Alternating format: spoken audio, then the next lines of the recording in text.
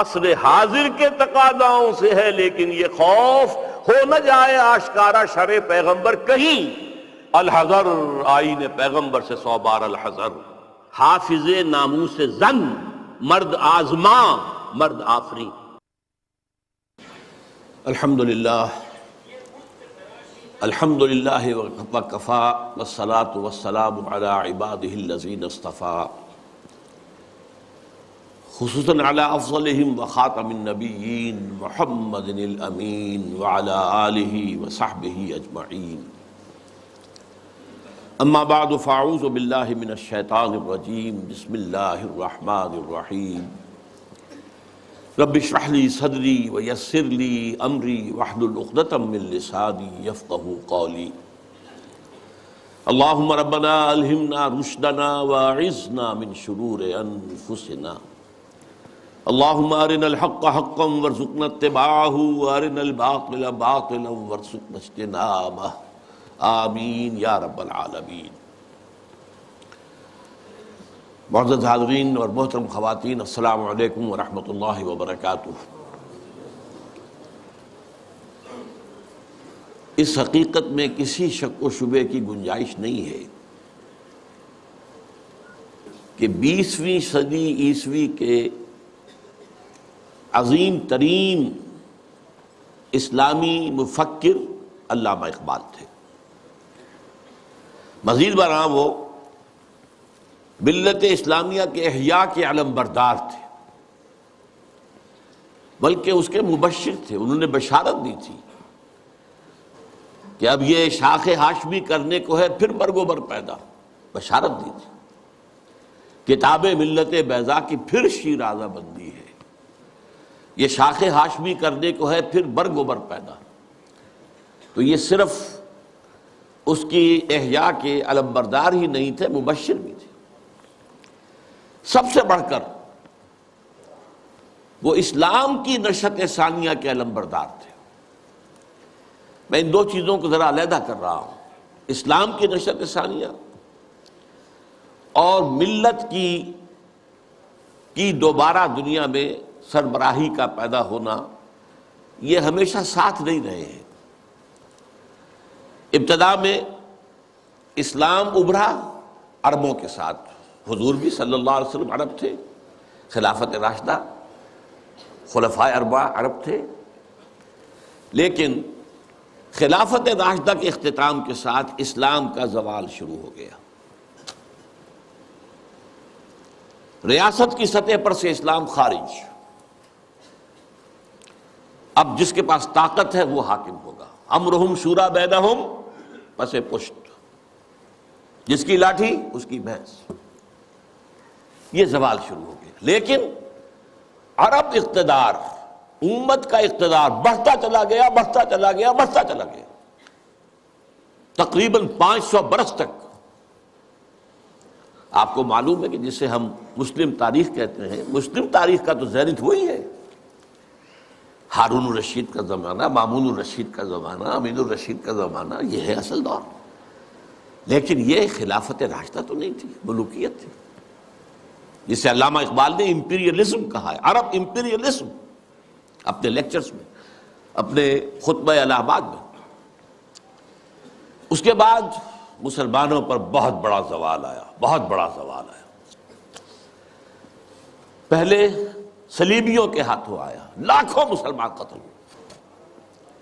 Mediterranean کا پورا علاقہ جو ہے وہ عیسائیوں کے قبضے میں چلا گیا، یروشلم ہمارے ہاتھ سے نکل گیا، 88 برس تک عیسائیوں کے پاس رہا، 1099 سے 1187 تک۔ اس کے بعد پھر ایک مرتبہ لے لیا ہے، 13ویں صدی کے شروع میں پھر عیسائیوں نے واپس لیا، پھر واپس لیا گیا ہے۔ بہرحال یہ پہلا جو تھا زوال کا ہمارا، پہلی سیڑھی تھی، لیکن اس کے بعد زوال آخری انتہا کو پہنچا ہے 13ویں صدی میں، تاتاریوں کے ہاتھوں کروڑوں مسلمان قتل ہوئے۔ میں جو بات بتا رہا ہوں وہ یہ ہے کہ اسلام اور مسلمان کو ایک شے نہ سمجھیے۔ ابتدا میں وہ ایک تھے، خلافت راشدہ کے بعد اسلام کا زوال، لیکن مسلمانوں کا عروج جاری رہا، بلکہ وہ اپنی انتہا کو پہنچا۔ پھر مسلمانوں کا بھی زوال آ گیا، لیکن اس کے کچھ عرصے بعد معجزہ رونما ہوا کہ پاسباں مل گئے کعبے کو صنم خانے سے، ہے یہاں فتنہ تاتار کے افسانے سے، جن تاتاریوں کے ہاتھوں کروڑوں مسلمان قتل ہوئے تھے وہی اسلام لے آئے، اسلام نے انہیں فتح کر لیا۔ بہرحال پھر ترکوں کے زیر قیادت مسلمانوں کا دوسرا عروج آیا ہے۔ ترکان تیموری ہندوستان میں، ترکان صفوی ایران میں، ترکان سلجوقی مڈل ایسٹ میں، ترکان عثمانی Ottomans, the great Ottoman empire for 4 centuries 400 years، خلافت بھی ان کے پاس رہی، پھر ان کا بھی زوال آ گیا۔ اور یوں سمجھئے کہ پچھلی صدی کے آغاز میں پہلی جنگ عظیم کے بعد اسلام اور مسلمان دونوں انتہائی زوال کی حالت میں تھے، دونوں۔ لیکن بہرحال اس کے بعد ایک تھرڈ اپورڈ موومنٹ شروع ہوئی ہے، وہ ایک علیحدہ مسئلہ ہے۔ لیکن میں یہ عرض کر رہا تھا کہ علامہ اقبال ملت اسلامیہ کی بھی احیاء کے علمبردار تھے اور اسلام کی نشست ثانیہ کے بھی علمبردار تھے، یہ دونوں چیزیں ان کے ہاں بیک وقت موجود ہیں۔ البتہ ایک بات نوٹ کر لیجئے، کوئی انسان بڑے سے بڑا مفکر ایسا نہیں ہوتا کہ ابتدا ہی سے اس کا فکر پختہ ہو، اسے منازل میں سے گزرنا ہوتا ہے، لَتَرْكَبُنَّ طَبَقًا عَنْ طَبَقٍ، درجہ بدرجہ آگے جانا ہوتا ہے۔ یہ معاملہ انبیاء کا ہے، رسولوں کا ہے، جن کو اول روز سے ہی اللہ تعالیٰ کے ساتھ جن کا رشتہ قائم ہوتا ہے وحی کا۔ لیکن غیر نبی کوئی بھی بڑے سے بڑا انسان، چنانچہ علامہ اقبال کی زندگی کے بھی 4 ادوار کا میں ذکر کرنا چاہتا ہوں۔ 1894-95 سے انہوں نے شعر کہنے شروع کیے یہیں شہر لاہور میں، اس سے لے کر 1905 تک، یہ 10 سال لگ بھگ بنتے ہیں، وہ ایسے ہی ایک شاعر تھے جیسے بہت دوسرے شاعر ہوتے ہیں، بس یہ کہ اس میں فنی طور پر کچھ ان کا پڑھا بھاری ہوگا بعض اعتبارات سے، لیکن وہی عشق و محبت کی باتیں اور وہی ہجر اور وصال کے قصے اور وہی گل و بلبل کی داستانیں، کی گود میں بلی دیکھ کر، یہ اس قسم کے مضامین۔ اور اس کے ساتھ اس وقت وہ ایک انڈین نیشنلزم کے بھی علمبردار بن کے سامنے آئے۔ ایک نیا شوالہ اس دیش میں بسائیں، گویا کہ ہندوستان مسلمان، ہندو اور مسلمان مل کر کوئی ایک معبد تعبیر کرے۔ شاید یہ صدائے بازگشت تھی اکبر کے فلسفہ دین الہی کی، یا پھر اس کے بعد راجہ رام موہن رائے کا جو مجلس ایزدی تھی، برہمو سماج، ایک نیا شوالہ اس دیش میں بسا۔ اور اس میں سے یہ بھی ہے ترانہ ہندی، سارے جہاں سے اچھا ہندوستاں ہمارا، ہم بلبلیں ہیں اس کی، وہ گلستاں ہمارا، وغیرہ وغیرہ۔ یہ 2 نکات میں نے آپ کے سامنے نوٹ کیے ہیں۔ یہ ہے 1905 تک کا معاملہ۔ 1905 سے لے کر 1908 تک 3 برس علامہ اقبال نے یورپ میں گزارے ہیں، برطانیہ میں اور جرمنی میں۔ اس دور میں ان کے اندر ایک عظیم انقلاب برپا ہوا ہے۔ وہ انقلاب کیا تھا؟ ایک انہی کا مصرع جو ہے بورو کر رہا ہوں، مسلمان کو مسلمان کر دیا طوفان مغرب نے۔ اقبال جب یورپ گیا تھا اتنا مسلمان نہیں تھا جتنا کہ وہاں جا کر مسلمان ہوا ہے۔ یہ ایک بڑا نیچرل ریئیکشن ہوتا ہے اگر کسی شخص کی ابتدائی اور بنیادی تربیت کے اندر دین کا عنصر موجود ہو، جیسا کہ علامہ اقبال کے ہاں تھا۔ ان کی والدہ ایک بہت نیک سیرت مسلمان خاتون، ان کے والد ایک صوفی منش بزرگ، پھر ان کے استاد علامہ میر حسن، یہ ان کی شخصیت کے جو ابتدائی جو کردار سازی کا دور ہوتا ہے اس کے اندر اہم ترین جو ہے عوامل تھے۔ پھر جو کچھ ہوا، لاہور میں آئے، گورنمنٹ کالج میں رہے بھی کیا، یہاں پر رہے، وہ کچھ دور اور تھا۔ لیکن انگلستان جاتے تو معلوم ہوتا ہے کہ شعلہ بھڑک اٹھا، مسلمان کو مسلمان کر دیا طوفان مغرب نے۔ پھر وہاں کے فلسفے، فکر، نظریات اس کا جو مطالعہ کیا تو اس میں خود اپنی کیفیت کو بیان کیا ہے کہ عذاب دانش حاضر سے باخبر ہوں میں کہ میں اس آگ میں ڈالا گیا ہوں مثل خلیل علیہ الصلوۃ والسلام، کہ جیسے حضرت ابراہیم کو نمرود کی آگ میں ڈال دیا گیا تھا، مجھے بھی اس آگ میں جھونک دیا گیا۔ یہ تو آگ ہے، یہاں یہ تو عذاب کا ہے، عذاب دانش افرگ، لادینیت، الحاد، یہ ساری چیزیں جو ہے رگ و پے میں سرایت کیے ہوئے یہاں پر۔ لہذا عذاب دانش حاضر سے باخبر ہوں میں کہ میں اس آگ میں ڈالا گیا ہوں مثل خلیل۔ اللہ نے حضرت ابراہیم کو بھی وہاں سے زندہ و سلامت نکال لیا تھا۔ علامہ اقبال بھی وہاں سے جب آئے ہیں تو ایک مومن کا ذہن اور فکر لے کر آئے ہیں، مومن کا دل لے کر آئے ہیں۔ اس وقت کی ان کی جو ایکویٹی آف ویژن تھی اس کا اندازہ کیجئے، 1905 سے 8 تک کے حالات، اور انہوں نے مشاہدہ کر لیا تھا کہ فرنگ کی رگے جہاں پنجے یہود میں ہے۔ اور بھی بہت لوگ جاتے آتے تھے، انگلستان جاتے تھے، کسی نے دیکھا؟ یہ دیکھنے والوں ہی کو دکھائی دیتا ہے، صاحب بصیرت لوگوں ہی کو۔ تو علامہ اقبال بہت بڑے سیر تھے، دیکھنے والے تھے، ایک تو حال کا مشاہدہ گہرا اور ایک مستقبل کے بارے میں بھی۔ ان کی نگاہیں بہت تیز تھیں، گاہ میری نگاہ تیز چیر گئی دل وجود۔ اس کے بعد سن 8 سے 1938 تک 30 برس، اب یہ ہے ان کا وہ دور جس میں اگرچہ انہوں نے شاعری کو جاری رکھا ہے، شاعری کی ہے، لیکن ساتھ ہی یہ بھی کہا ہے مرا یاراں غزل خانے شمردند، مجھے خامخواہ لوگوں نے شاعر سمجھ لیا ہے، غزل خاں سمجھ لیا ہے، اور شکوہ کیا ہے کہ ہر کسے از ظن خود شد یاد من وز درون من نجست اسرار من۔ میرے بہت سے دوست بنے ہوئے ہیں، عقیدت مند ہیں، آتے ہیں، سب کچھ ہے، لیکن کوئی میرے اندر جھانک کر نہیں دیکھتا کہ اس کے اندر ہے کیا، وہ کیا چیز ہے جو مجھے بے چین کیے ہوئے، اس سے کسی کو دلچسپی ہی نہیں ہے۔ یہ جو دور ہے 30 برس کا، میرے نزدیک اس میں اقبال کی سب سے بڑی حیثیت یہ ہے کہ وہ قرآن مجید کا اس دور کا سب سے بڑا شارح ہے۔ میں لفظ تفسیر استعمال نہیں کر رہا، وہ ایک ٹیکنیکل ٹرم ہو جائے گی۔ شارح اقبال قرآن، اور ساتھ ہی سب سے بڑا داعی ہے۔ میرے علم میں نہیں ہے کہ کسی اور شخص نے اس شد و مت کے ساتھ مسلمانوں کو قرآن کی طرف دعوت دی ہو کہ لوٹو قرآن کی طرف، سادہ ترین الفاظ میں، وہ زمانے میں معزز تھے مسلمان ہو کر اور تم خار ہوئے تاریک قرآن ہو کر، اے چو شبنم بر زمیں افتندئی در بغل داری کتاب زندئی۔ اے وہ قوم جو شبنم کی طرح زمین پر پڑی ہوئی ہے اور لوگ اسے اپنے قدموں سے توڑ رہے ہیں، پامال کر رہے ہیں، ہوش میں آ، تیرے پاس وہ کتاب زندہ موجود ہے۔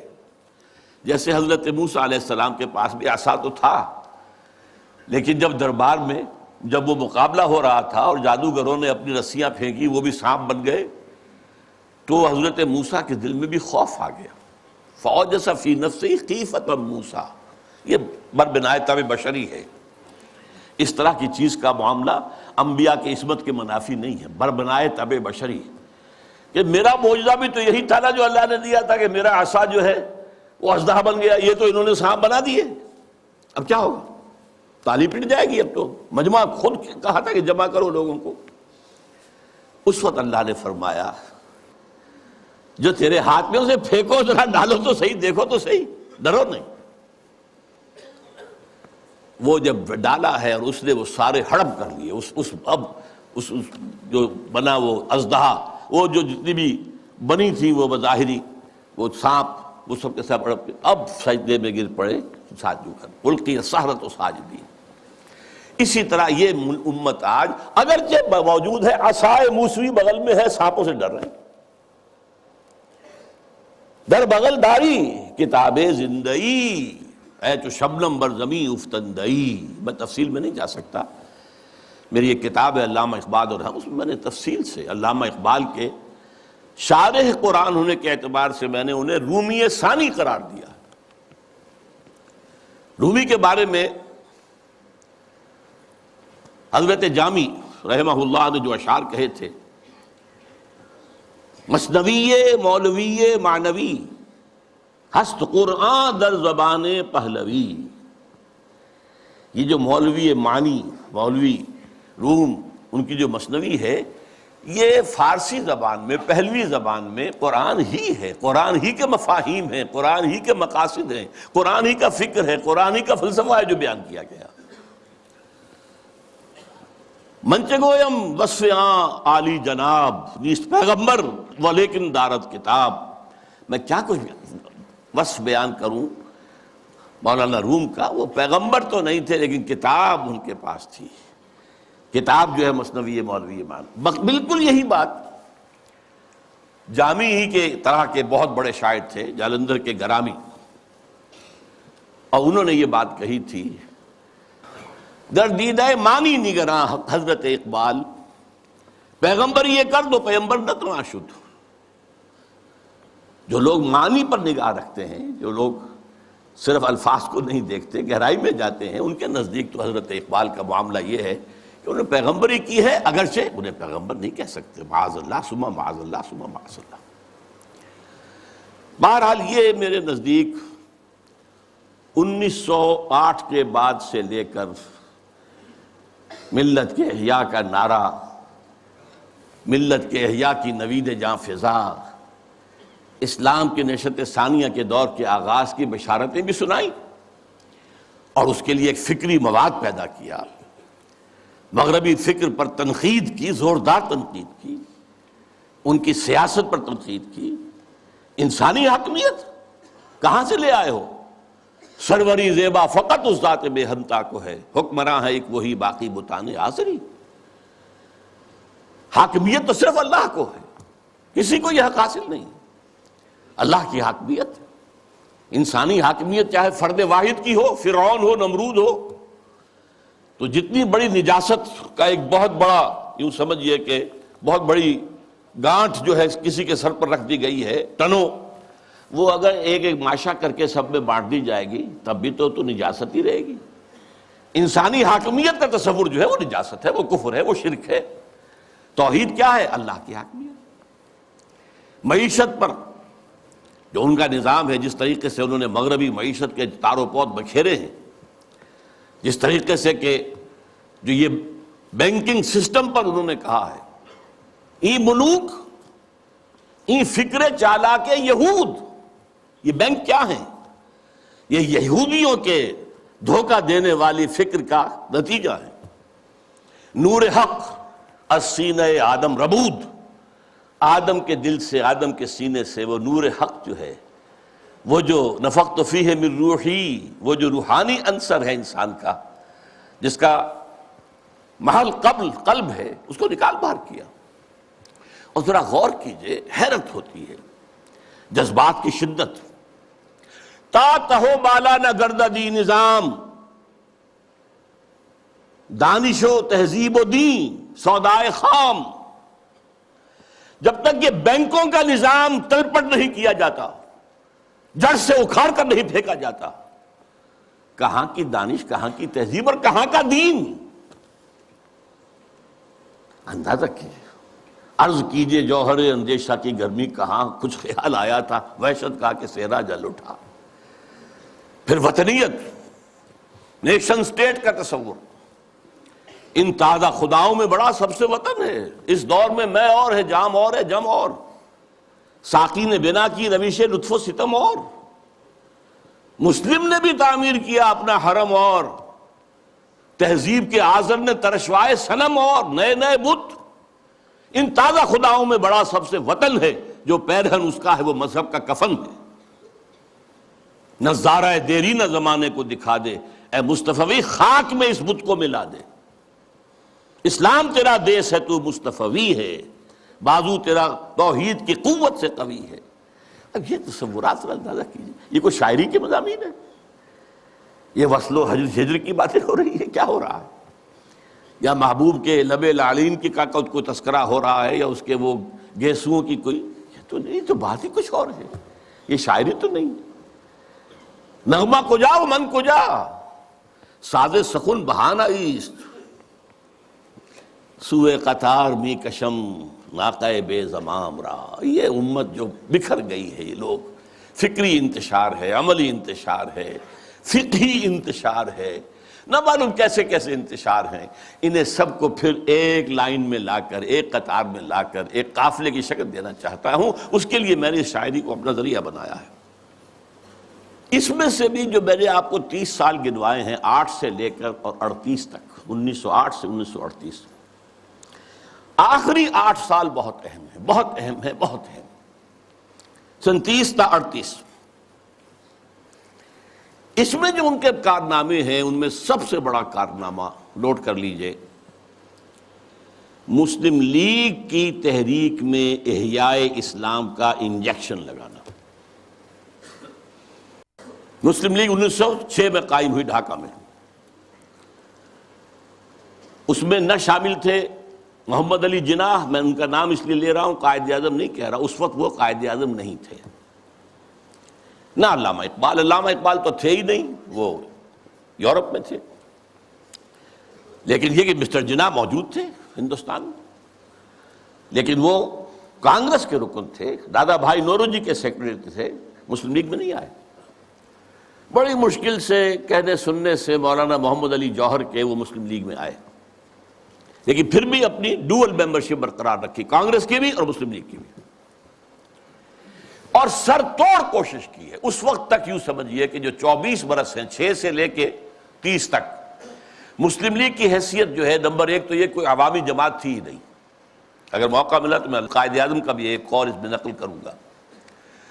یہ ایک بس ادارہ سا تھا، کچھ بڑے ایلیٹ مسلمانوں کے، کچھ نوابزادے، کچھ جاگیردار، کچھ اور اسی اعتبار سے نمایاں لوگوں کا بس ایک انجمن تھی.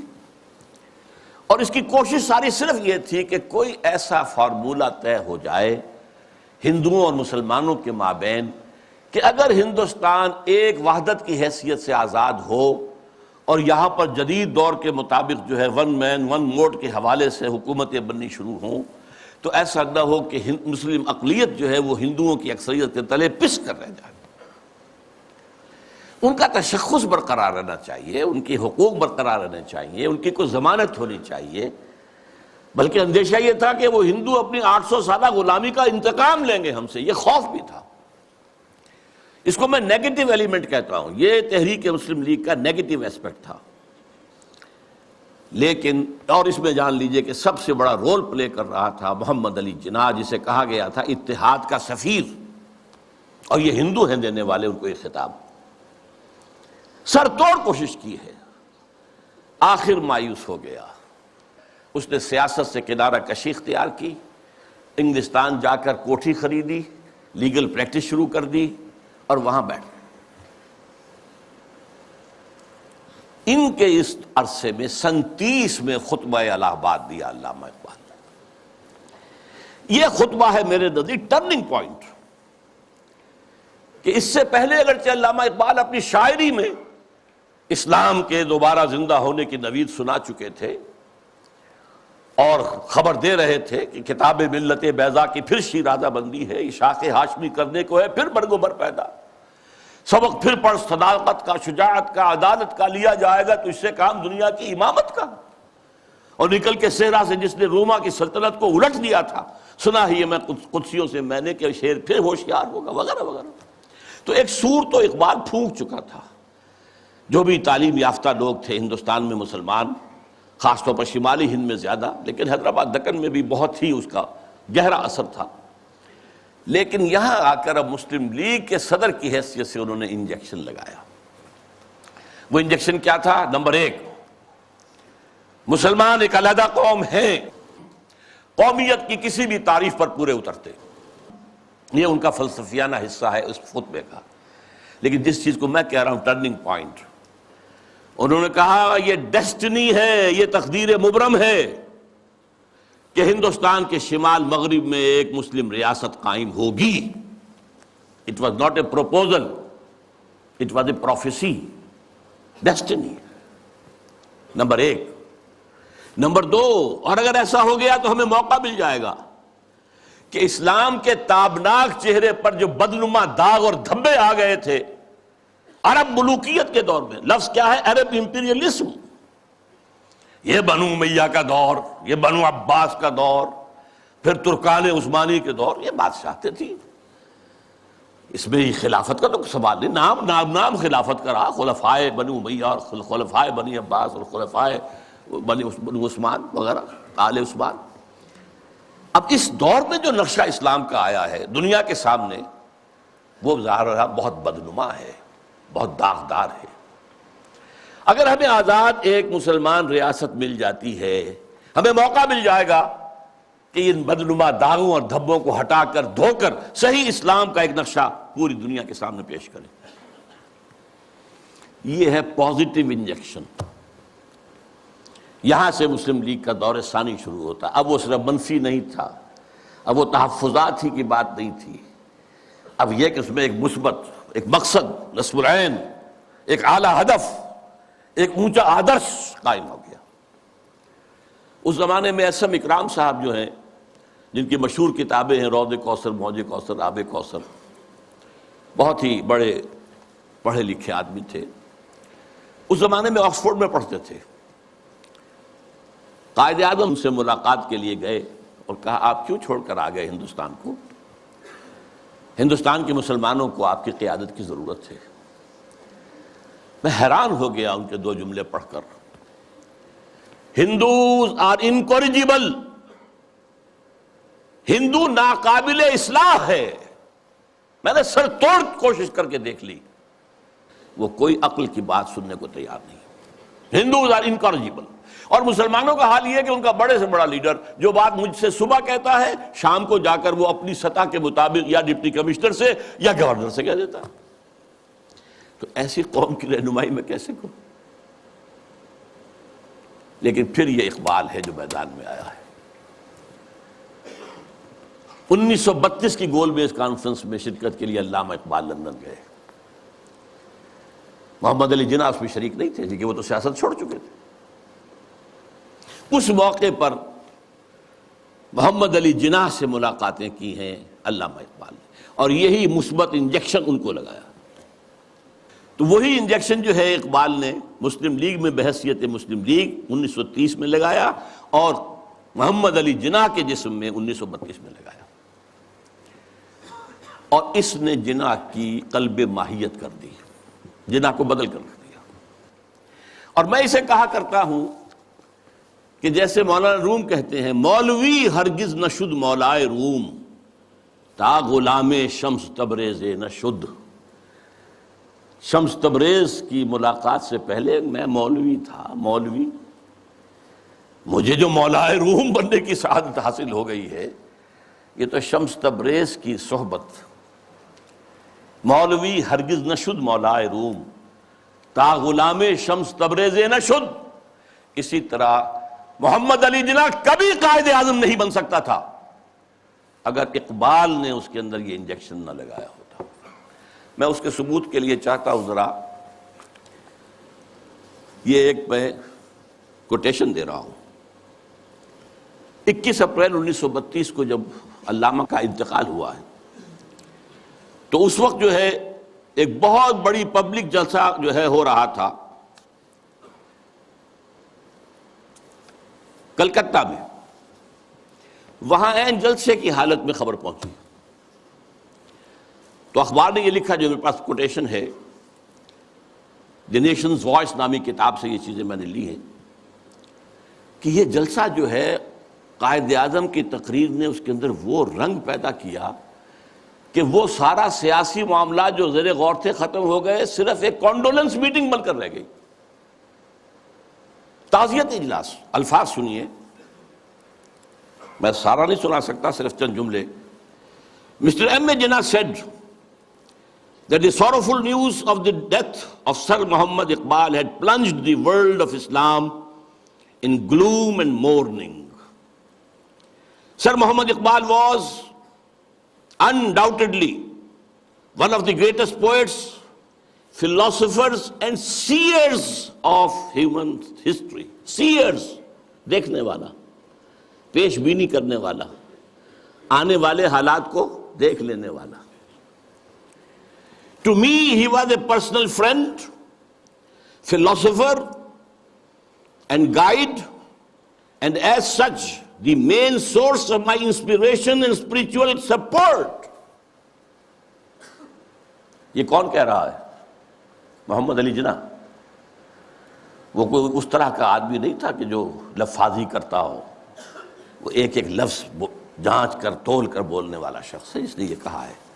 اور اس سے بھی آگے کی بات سن لیجئے.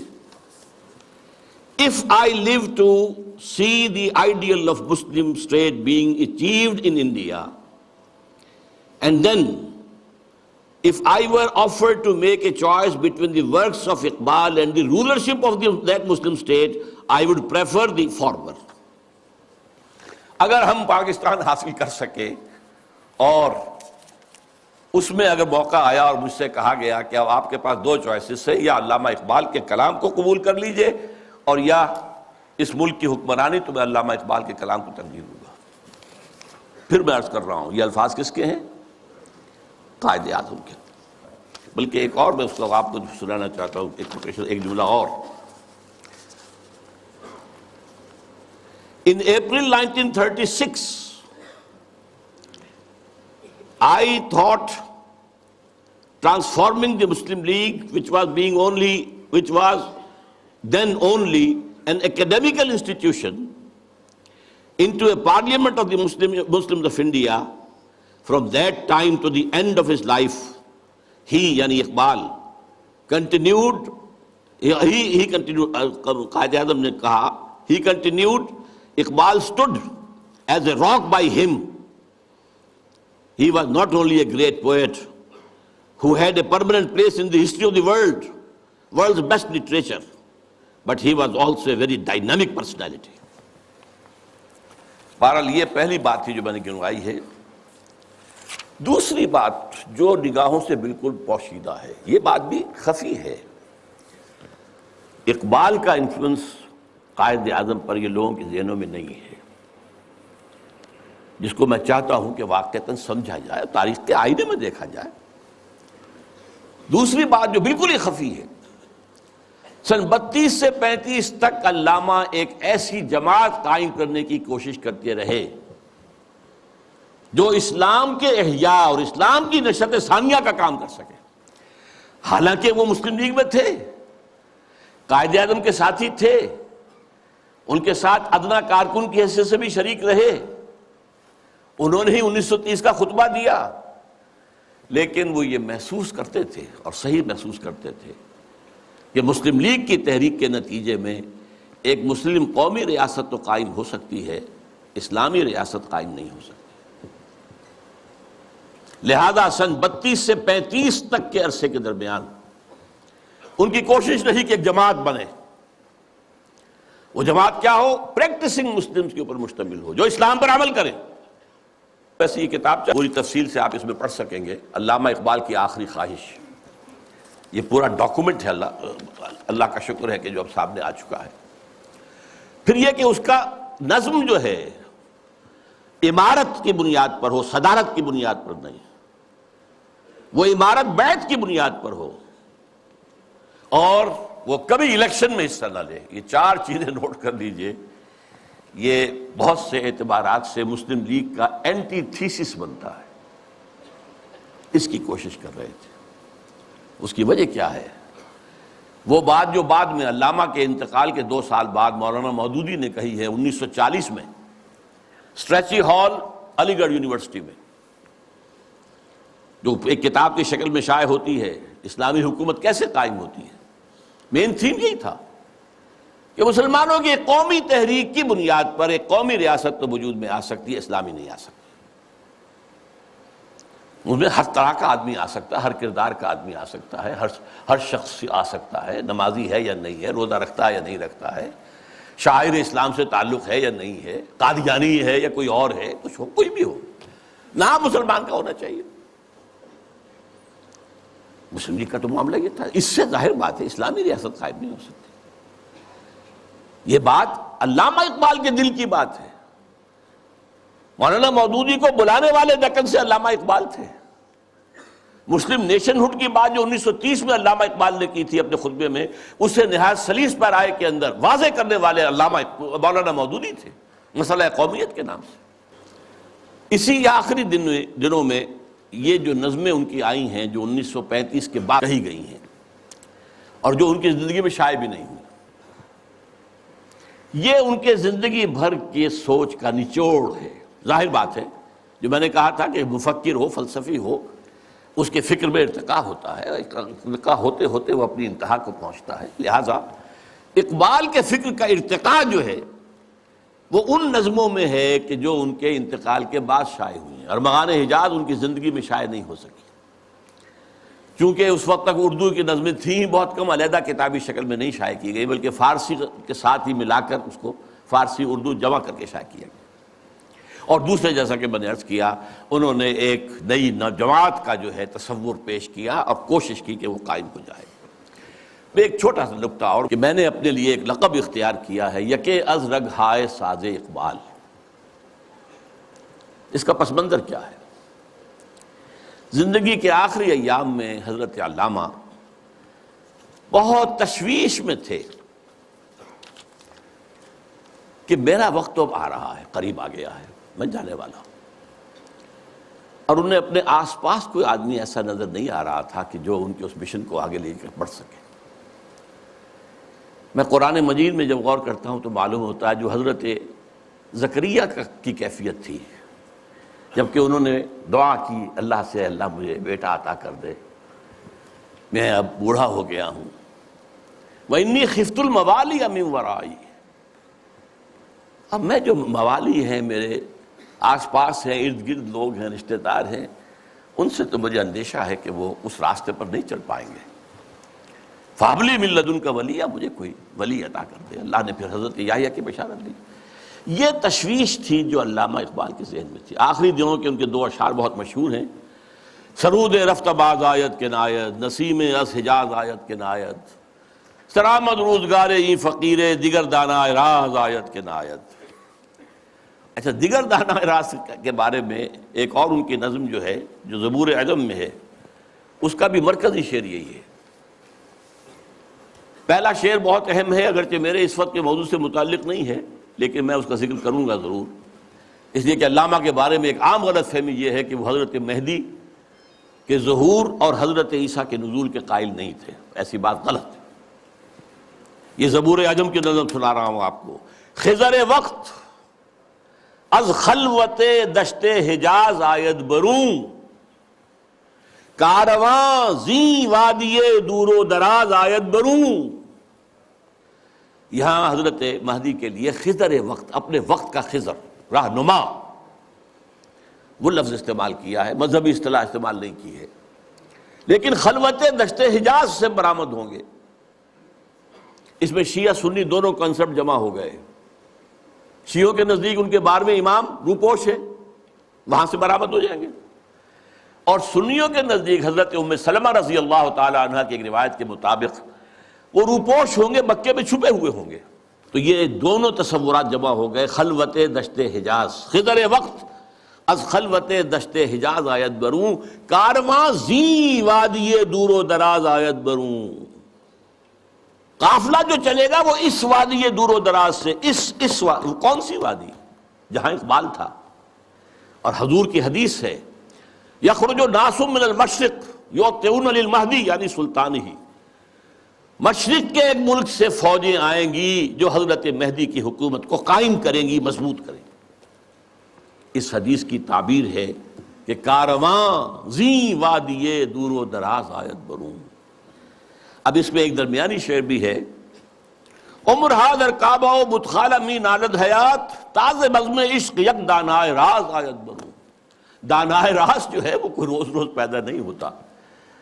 عمر ہا، نسل بعد نسل، حیات انسانی جو ہے کعبہ اور بت خانے میں نالا کرتی رہتی ہے، فریاد کرتی رہتی ہے، فغاں کرتی، تب کہیں جا کر کوئی ایک دانائے راز برآمد ہوتا۔ تو دانائے راز تو اب تک کوئی اور نہیں آیا ہے اقبال کے بعد۔ اللہ چاہے گا تو اب وجود میں آ جائے گا، ابھی تک تو نہیں آیا۔ البتہ اس نظم کے آخری شعر کے حوالے سے کس قدر پیارا شعر ہے، اس میں شعریت بھی اپنی انتہا کو ہے۔ چنگ را گیرے دست دستم کہ کارز دست رفت، نغمام خون گشت و از رگہائے ساز آیت بروں۔ اے لوگوں میرے ہاتھ سے یہ ساز لے لو، یہ ستار اب لے لو، میرے ہاتھ سے لے لو، میرے ہاتھ کا کام تو ہو چکا، میری انگلیوں نے اس میں ساز بھر دیا ہے، اس میں جو نغمہ ہے وہ بھر دیا ہے۔ نغمہ میرا نغمہ خون گشت، خون بن کر ان تاروں میں دوڑ رہا ہے جیسے انسانی رگوں کے اندر خون دوڑتا ہے۔ از رگہائے ساز آیت بروں، یہاں سے خود بخود باہر نکلے گا۔ چنانچہ بہت سے لوگوں نے، اللہ کا شکر ہے، کام کیا ہے۔ مرزا محمد منور صاحب بھی ہیں ہمارے جنہوں نے یہ کام کیا ہے، چودھری مظفر حسین صاحب بھی ہیں، اب ڈاکٹر فتح محمد ملک ہیں، اور لوگ بھی بہت سے ہیں۔ تو میں ان کو کہتا ہوں رگہائے ساز اقبال، لیکن میں نے خود اپنے لیے یہ لقب اختیار کیا ہے کہ یکے از رگہائے ساز اقبال، اقبال کے ساز کے تاروں میں سے ایک تار میں بھی ہوں۔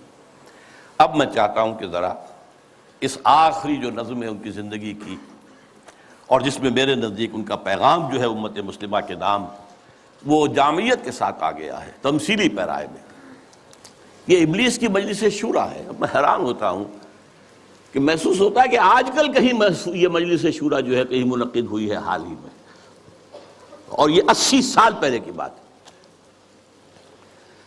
ابلیس صاحب جو ہیں صدر ہیں، ظاہر بات ہے اس اپنی مجلس شورا کے، وہ پہلے اوپننگ ایڈریس کر رہے ہیں، یہ عناصر کا پرانا کھیل یہ دنیائے دوں۔ یہ جو دنیا ہے یہ کیا ہے؟ عناصر کا پرانا کھیل ہے، ایلیمنٹس، سالمات، ایٹمز، انہی کی اکھیڑ پچھاڑ ہے نا جس کا یہ کھیل چل رہا ہے۔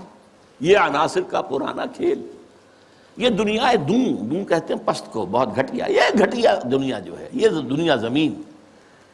یہ لفظ جواب شکوہ میں اقبال نے بھی استعمال کیا ہے کہ شوخ و گستاخ یہ پستی کے مکین کیسے ہیں، یہ زمین کے رہنے والے کیسے شوخ اور گستاخ ہے، کس طریقے سے شکوہ کیا ہے اللہ سے۔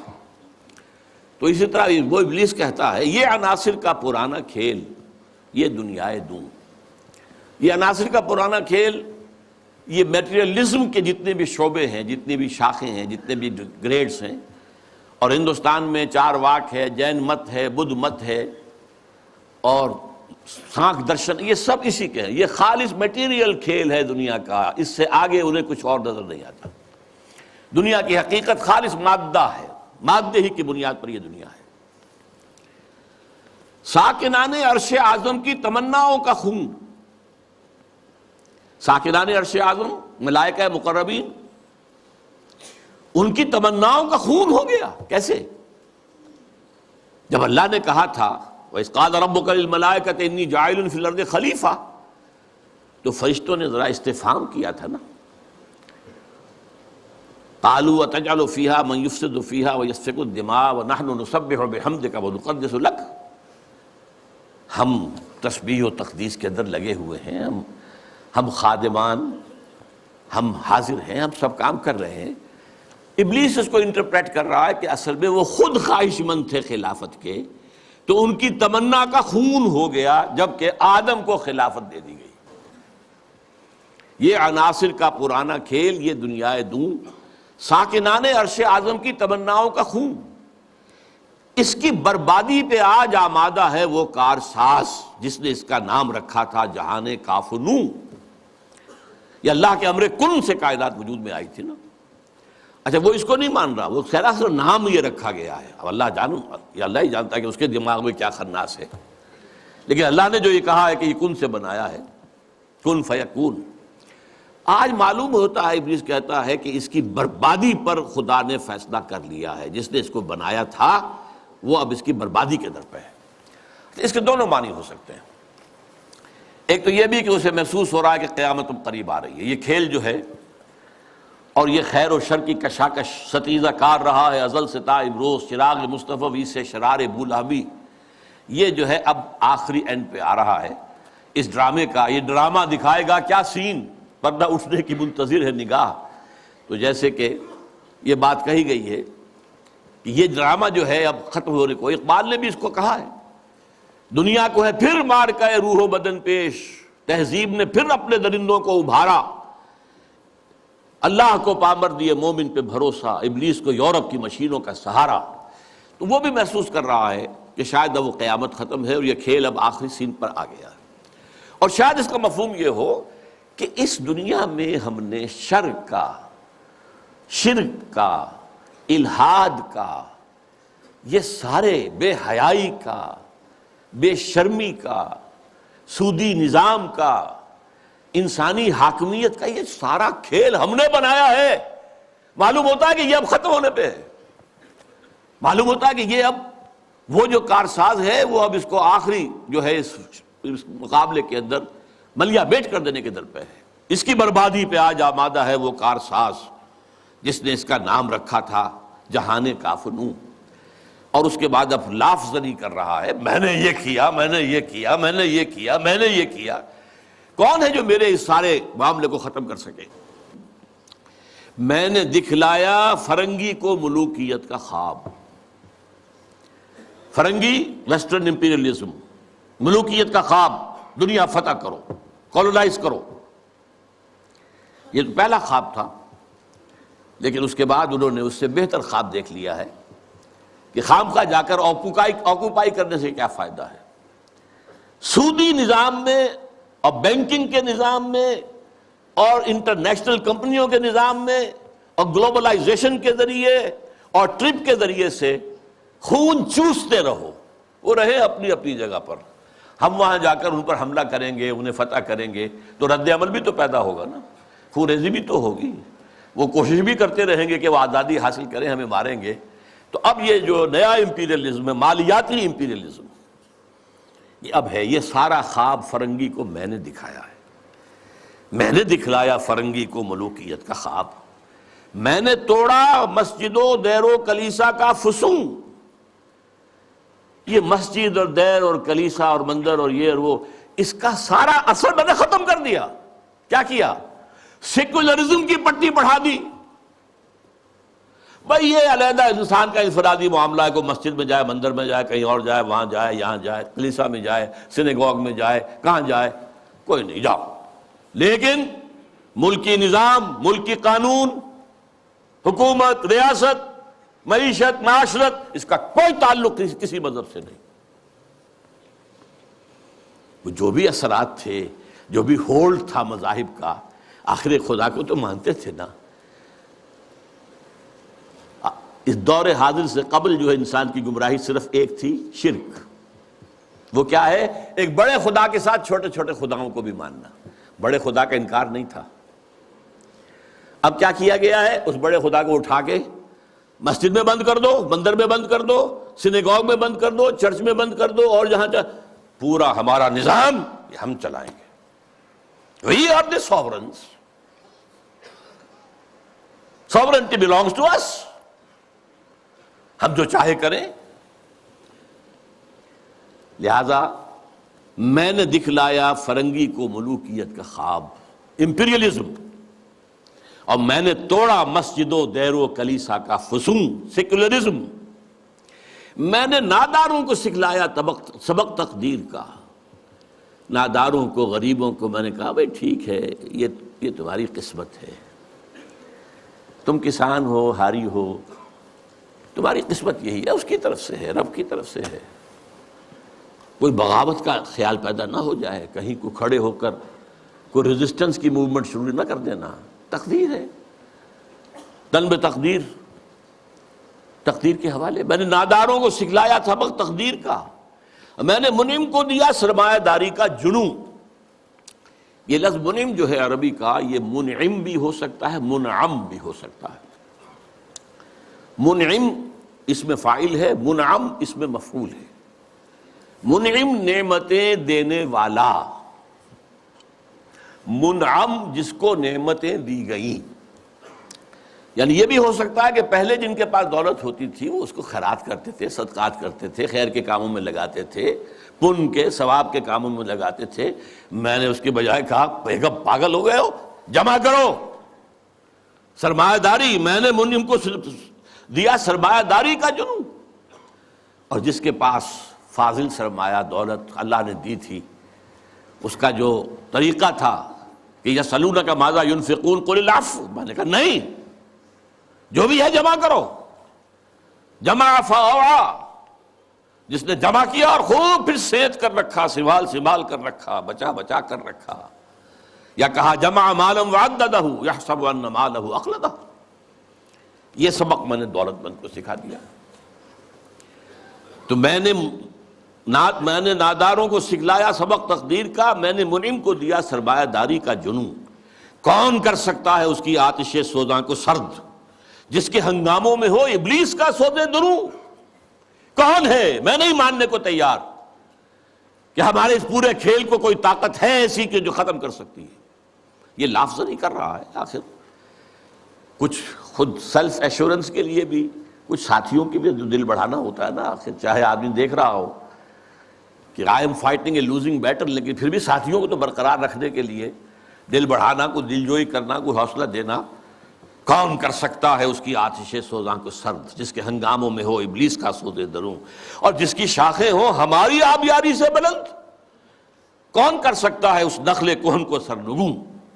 بس یہ خطاب تو ختم ہو گیا، لیکن سوال یہ سمجھ میں نہیں آیا کہ آپ نے یہ مجلس شورا بلائی کائے کے لیے؟ تو اب پہلا مشیر جو ہے وہ گویا ہوتا ہے۔ اس میں کیا شک ہے کہ محکم ہے یہ ابلیسی نظام؟ آپ نے جو فرمایا سچ کہا، یہ ابلیسی نظام، یہ سیاسی نظام، یہ liberal democracy human sovereignty basis پر، اور یہ جوئے اور سود پر مبنی سارا ظالمانہ استحصالی نظام معاشی، اور یہ بے حیائی کہ انسان حیوان بن گیا ہے۔ اقبال نے اپنی وہ جو ذرا غزلیں ان کی باغ درا کے آخر میں ہیں، کچھ استہزائیہ انداز میں بھی ہیں، یہ کوئی دن کی بات ہے مرد ہوش مند، غیرت نہ تجھ میں ہوگی نہ زن اوٹ چاہے گی، وہ اوٹ بھی نہیں رہے گی۔ معاملہ اس درجے جو ہے فحاشی کی انتہا کو پہنچ جائے گا، پہنچا ہوا ہے۔ آپ کو معلوم ہے جو کچھ یورپ میں ہوتا ہے، ریلوے اسٹیشن کے پلیٹ فارم کے اوپر کھڑے ہوئے جو کچھ کر رہے ہوتے ہیں، وہ سب کے سامنے موجود ہے۔ اس میں کیا شک ہے کہ محکم ہے یہ ابلیسی نظام؟ پختہ تر اس سے ہوئے خوئے غلامی میں عوام، یہ بہت اہم ہے۔ عوام کے اندر ایک پیسیمسٹک ایک انداز پیدا ہو چکا ہے، وہ ایکٹیوسٹ نہیں ہے، اب وہ کام کرنے کو تیار نہیں ہے، خوئے غلامی میں پختہ ہو گئے، دبے رہنے کے لیے تیار ہیں، ایکسپلائٹ کیے جانے کے لیے تیار ہیں۔ پختہ تر اس سے ہوئے خوئے غلامی میں عوام ہے، ازل سے ان غریبوں کے مقدر میں سجود، ان کی فطرت کا تقاضا ہے نماز بے قیام۔ نماز بے قیام کسے کہتے ہیں؟ وہ نماز جس میں قیام نہ ہو۔ نماز میں قیام ہے، پھر رکوع ہے، پھر سجود ہے، پھر سجود ہے، پھر کھڑے ہونا ہے، لیکن ان لوگوں کی نماز اب وہ ہے جس میں قیام ہے ہی نہیں، رکوع ہی رکوع ہے یا سجود ہی سجود ہے، ہر جگہ جو ہے ماتھا ٹیکے ہوئے بیٹھے ہوئے ہیں، اور ہر جگہ پر جو ہے اس پورے سارے نظام کو، ظالمانہ نظام کو قبول کیے ہوئے ہیں۔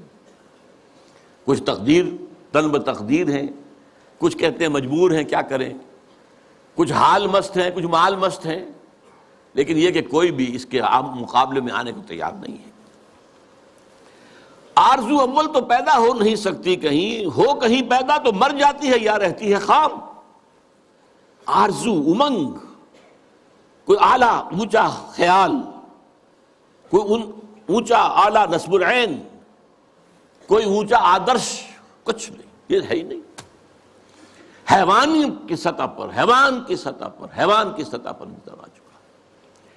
آرزو اول تو پیدا ہو نہیں سکتی کہیں، ہو کہیں پیدا تو مر جاتی ہے یا رہتی ہے خام، اگر ہو بھی جائے تو مر جاتی ہے فوراً۔ یعنی یوں سمجھیے کہ اول تو زمین بنجر ہے، یہاں سے کسی چیز کی رویدگی کا امکان ہی نہیں، اگر کوئی چیز اگ بھی آئے تو اس فضا کے اندر آکسیجن ہی نہیں ہے، پروان کیسے چڑھے گی؟ ہوا اسے آکسیجن دینے کو تیار ہی نہیں، لہذا وہ مر جاتی ہے۔ ہو کہیں پیدا تو مر جاتی ہے یا رہتی ہے خام۔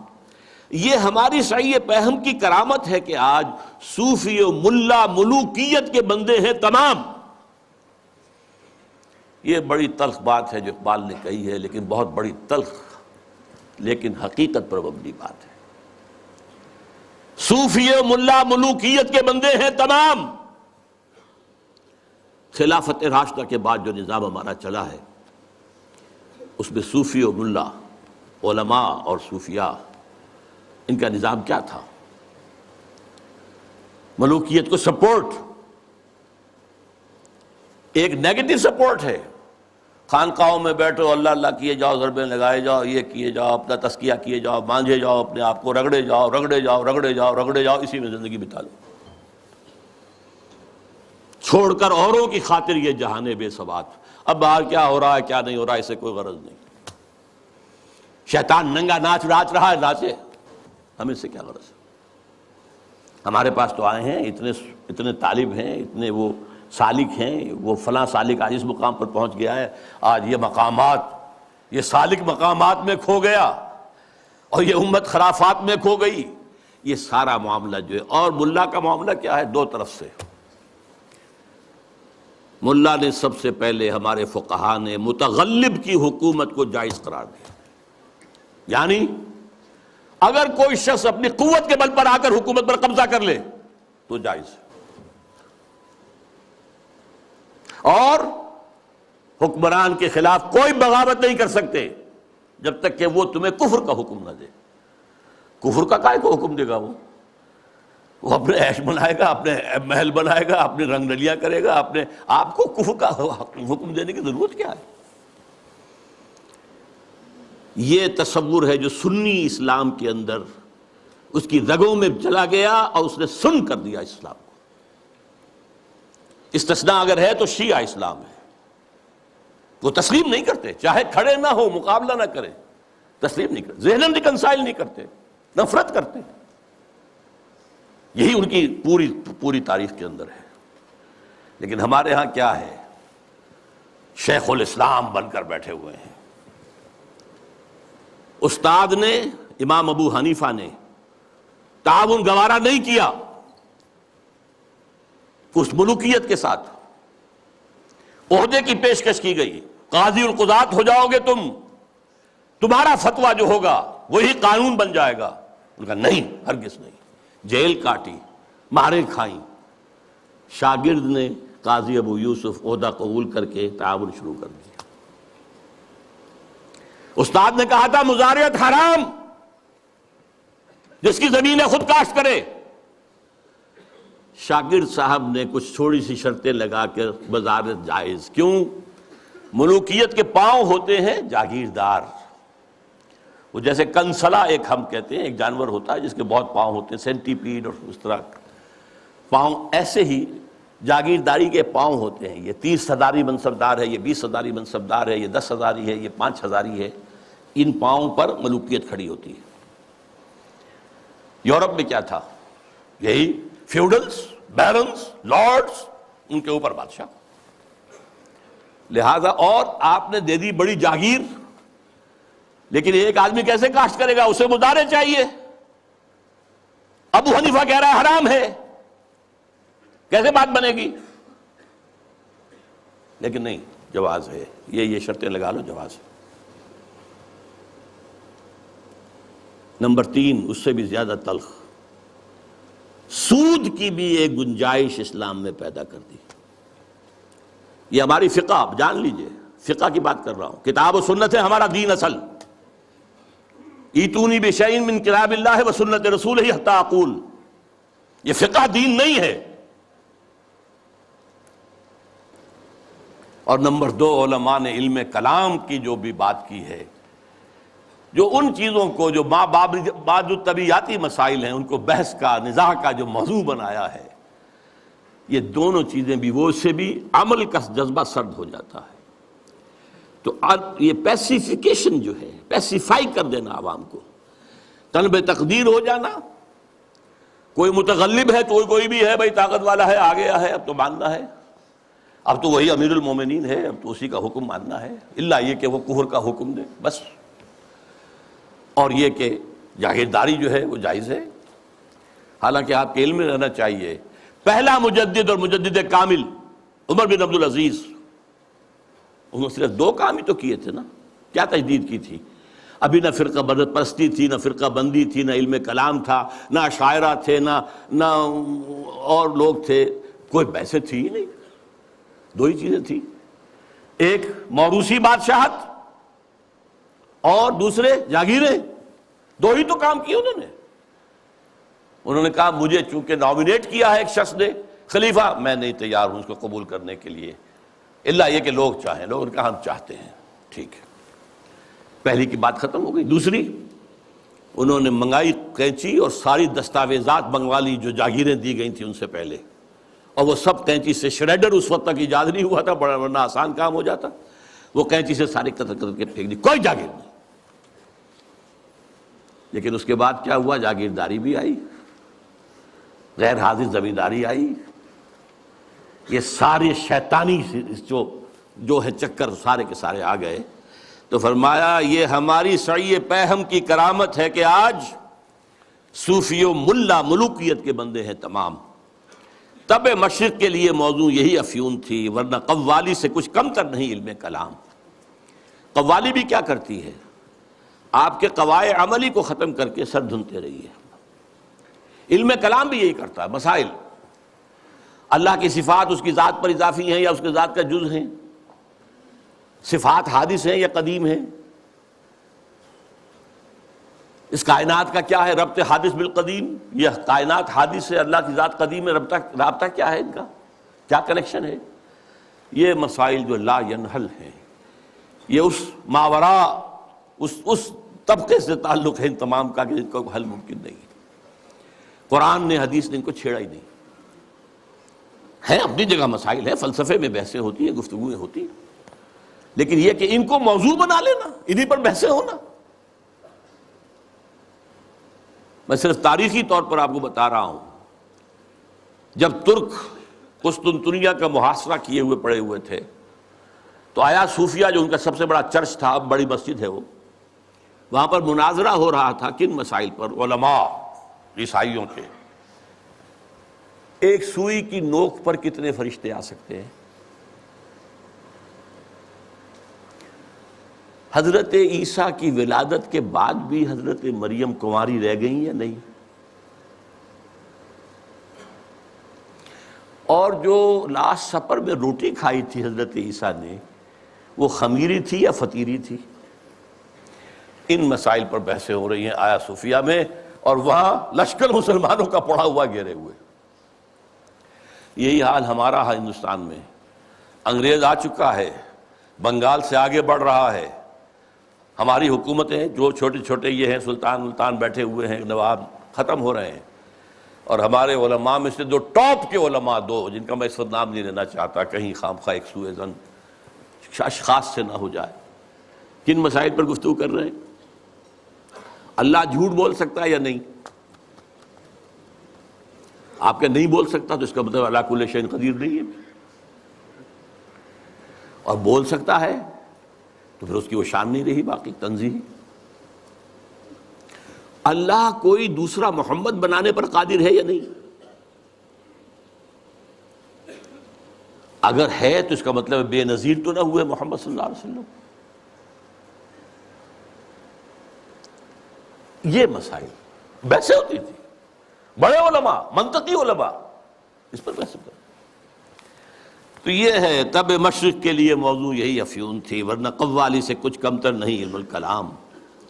ہے طواف و حج کا ہنگامہ اگر باقی تو کیا، کند ہو کر رہ گئی مومن کی تیغ بے نیام.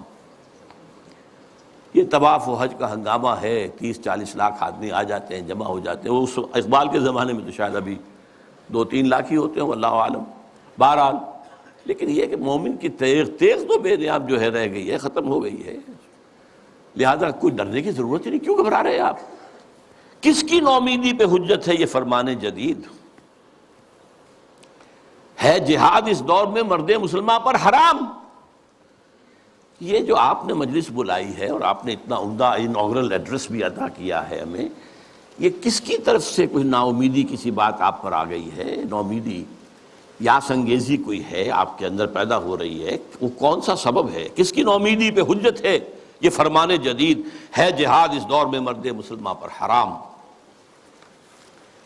دوسرا بشیر بولتا ہے خیر ہے سلطانی جمہور کا غوغا کے شر، تو جہاں کے تازہ فتنوں سے نہیں ہے باخبر۔ یہ پہلے مشیر کو مخاطب کر کے کہہ رہا ہے، تم واقف نہیں ہو دنیا میں جو نئے نئے فتنے اٹھ گئے ہیں، ابلیسیت کو چیلنج کرنے کے لیے بڑی چیزیں آ گئی ہیں۔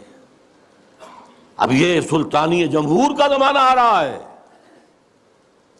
ہم نے تو ملوکیت بنائی تھی، بادشاہت بنائی تھی، امپیریلزم بنائی تھی، یہ کیا ہوا ہے؟ یہ بادشاہت ختم ہو رہی ہے، یہ فرینچ ریولوشن آ چکا ہے، یہ کیا ہو رہا ہے؟ سلطانی جمہور، خیر ہے سلطانی جمہور کا غوغا کے شر، تو جہاں کے سارا فتنوں سے نہیں ہے باخبر۔ اس کے جواب میں پہلا مرشد جو کچھ کہہ رہا ہے، میں سمجھتا ہوں یہ ماسٹر پیس ہے اس نظم کا حصہ۔ میں ہوں باخبر، میں جانتا ہوں، مجھے بے خبر نہ سمجھو، ہوں مگر میری جہاں بینی بتاتی ہے مجھے، میں یہ پوری دنیا کو میں نے دیکھا بھالا ہے، سمجھا ہے، سمجھایا ہے، وہ مجھے بتاتی ہے جو ملوکیت کا ایک پردہ ہو کیا اس سے خطر؟ یہ تو ملوکیت کا ایک پردہ ہے، یہ جمہور کی حاکمیت وہی گند ہے، وہی شرک ہے، وہی کفر ہے، وہی خباثت ہے، وہی غلاظت ہے جو ایک فرد کی حاکمیت۔ کیا فرق پڑا؟ Why do you fear؟ ہمیں کون چیلنج کر رہا ہے اس میں؟ کسی نے خدا کی بات کی ہے؟ ہوں مگر میری جہاں بینی بتاتی ہے مجھے جو ملوکیت کا ایک پردہ ہو کیا اس سے خطر؟ ہم نے خود شاہی کو پہنایا ہے جمہوری لباس، جب ذرا آدم ہوا ہے خود شناس و خود نگر۔ یہ تو ہم نے خود بادشاہت کو یہ جمہوری لبادہ اڑا دیا ہے، اس لیے کہ اب انسان ذرا خود شناس ہو گیا ہے، کچھ اپنی حیثیت بھی سمجھنے لگا ہے، سیلف امپورٹنس، سیلف کانشسنس، خود نگر، اپنے حقوق کی بھی نگرانی چاہتا ہے، میں بھی کچھ ہوں، صرف بادشاہی تو نہیں ہے۔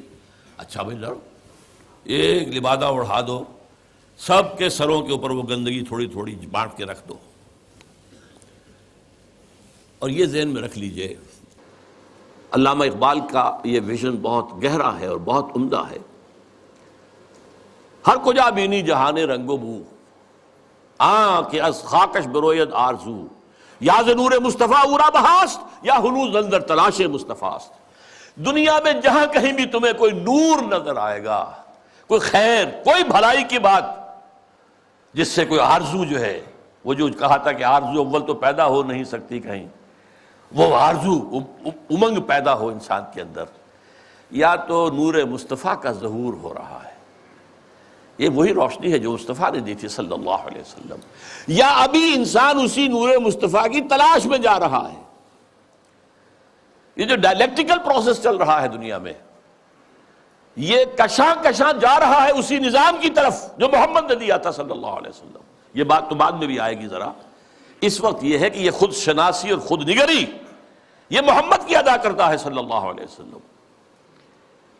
یہ خلیفہ راشد نمبر 2 ہیں حضرت عمر فاروق، جن کا تاریخی جملہ ہے، ایک صوبے کے گورنر نے، غالباً ایران کے گورنر نے، حضرت سعد بن ابی وقاص تھے غالباً، انہوں نے اپنے مکان کے باہر ڈیوڑی بنا دی اور ایک پہرے دار کھڑا کر دیا۔ اب یہ تو نہیں کہ ہر وقت کوئی آئے اور ملنے کے لیے تیار ہو، آخر گورنر ہے، اس کا بھی کوئی پرائیویسی ہوتی ہے، ٹائم ہے۔ پرچہ نویس ہوتے تھے، انہوں نے خبر بھیج دی حضرت عمر کو کہ سعد نے یہ کام کیا ہے۔ آپ نے خط دے کر ویلچی کو بھیجا اور کہا پہلے جا کر اس ڈیوڑی کو آگ لگا دینا اور پھر میرا یہ خط دینا۔ اور خط میں کیا لکھا؟ انسانوں کو ان کی ماؤں نے آزاد جنا تھا، تم کون ہوتے انہیں اپنا غلام بنانے کے لیے؟ Who are you؟ تم نے انہیں اپنا غلام بنا لیا۔ یہ حریت جس کا لوہا مانا ہے ایچ جی ویلز نے، اسے کوٹ کیا ہے، لا فضل لعربی علی عجمی ولا لعجمی علی عربی ولا لاسود علی احمر ولا لاحمر علی اسود الا بالتقوی۔ کسی عرب کو کسی اجمی پر فضیلت نہیں، کسی اجمی کو کسی عرب پر فضیلت نہیں، کسی گورے کو کسی کالے پر نہیں، کسی کالے کو کسی گورے پر نہیں، سوائے تقوی کے۔ یہ کوٹ کر کے کہتا ہے، although The sermons of human fraternity, freedom and equality were said before also. And we find a lot of such sermons in Jesus of Nazareth. But it must be admitted that it was Muhammad sallallahu alaihi wasallam who for the first time in history established a society based on these principles. یہ ہے حریت. تو کہتے ہیں ہم نے خود شاہی کو پہنایا ہے جمہوری لباس. جب ذرا آدم ہوا ہے خود شناس و خود نگر. یہ خود شناسی اور خود نگری محمد کی عطا کردہ ہے صلی اللہ علیہ وسلم. کاروبار شہریاری کی حقیقت اور ہے. یہ وجود میر و سلطان پر نہیں ہے منحصر. یہ بادشاہ ہو ایک بیٹھا ہوا اس کی کوئی جو ہے میر ہوں سلطان ہوں نہیں. کاروبار شہریاری جو ہے حکومت اور ملوکیت کی اس اصل حقیقت کچھ اور ہے. وہ کیا ہے اگلے شعر میں بیان ہو رہی ہے. مجلس ملت ہو یا پرویز کا دربار ہو. مجلس ملت کانگریس نیشنل کانگریس، پرویز کا دربار شہنشاہ کا دربار. وہ جمہوریت اور یہ ملوکیت. مجلس ملت ہو یا پرویز کا دربار ہو، ہے وہ سلطان غیر کی کھیتی پہ ہو جس کی نظر. بادشاہ تو وہ ہوتا ہے جو غیر کی کھیتیوں کے اوپر ڈر ڈال کر وہاں سے کھینچ لینا چاہتا ہو، وہاں ان کو لوٹنا چاہتا ہو. وہ بادشاہ جو ہے کبھی فرعون تھا اور کبھی نمرود تھا اور کبھی اور تھے نمارندہ تھے اور تھے. لیکن یہ کہ اب یہ ہے کہ وہ امپیریلزم کی شکل میں آیا ہے. پورا ایشیا کالونائز ہوا تھا اور اب تو پوری دنیا کو وہ اپنے world bank, IMF، globalization, TRIPS ان کے شکنجے میں کس لینا چاہتے ہیں. تو نے کیا دیکھا نہیں مغرب کا جمہوری نظام، چہرہ روشن اندروں چنگیز سے تاریک تر. یہ مغرب کا جمہوری نظام کیا ہے؟ بڑا روشن ہے بہت. ہم بھی بڑے متاثر ہوتے ہیں. دیکھیں کتنا بڑا ملک ہے، صدارت کا انتخاب ہوا ہے کہ سموتھلی وہ پچھلا ہٹ گیا دوسرا آ گیا. کوئی خون ریزی نہیں، کوئی دنگا نہیں، کوئی فساد نہیں، کچھ نہیں. ہماری طرح تو نہیں ہوتا، بلکہ شکست کھانے والا فوراً جا کے مبارکباد دے دیتا ہے بجائے اس کے کہ دھاندلی ہوئی ہے دھاندلی ہوئی ہے دھاندلی ہوئی ہے، وہ جو ہمارے ہاں ہوتا ہے. تو اب اس سے ہم متاثر تو ہوتے ہیں، لیکن سوال تو یہ ہے کہ یہ سارا نظام کیا ہے؟ یہ دنیا کو نچوڑنے کا جو نظام بنایا جا رہا ہے، اس گلوبلائزیشن کے اندر جو خباثتیں ہیں وہ ہم نہیں جانتے، اہل یورپ جانتے ہیں، اہل امریکہ جانتے ہیں. سیاٹل میں ہنگامے وہاں ہوئے تھے، گلوبلائزیشن کی کانفرنسز جو ہوئی ہیں. ڈیووس میں ہنگامہ یورپ میں ہوا ہے، پھر واشنگٹن میں ہوا ہے. ہمیں تو پتہ بھی نہیں کیا ہو رہا. ہماری قسمتوں کے سودے ہوتے ہیں. ہماری حکومتیں جو بھی ہیں وہ جو دستخط کر کے آ جاتی ہیں. اللہ خیر صلی اللہ. ایک اور جگہ اس جمہوریت کے بارے میں اقبال جو کہتا ہے وہی ساز کہن مغرب کا جمہوری نظام جس کے پردوں میں نہیں غیرض نوائے قیصری.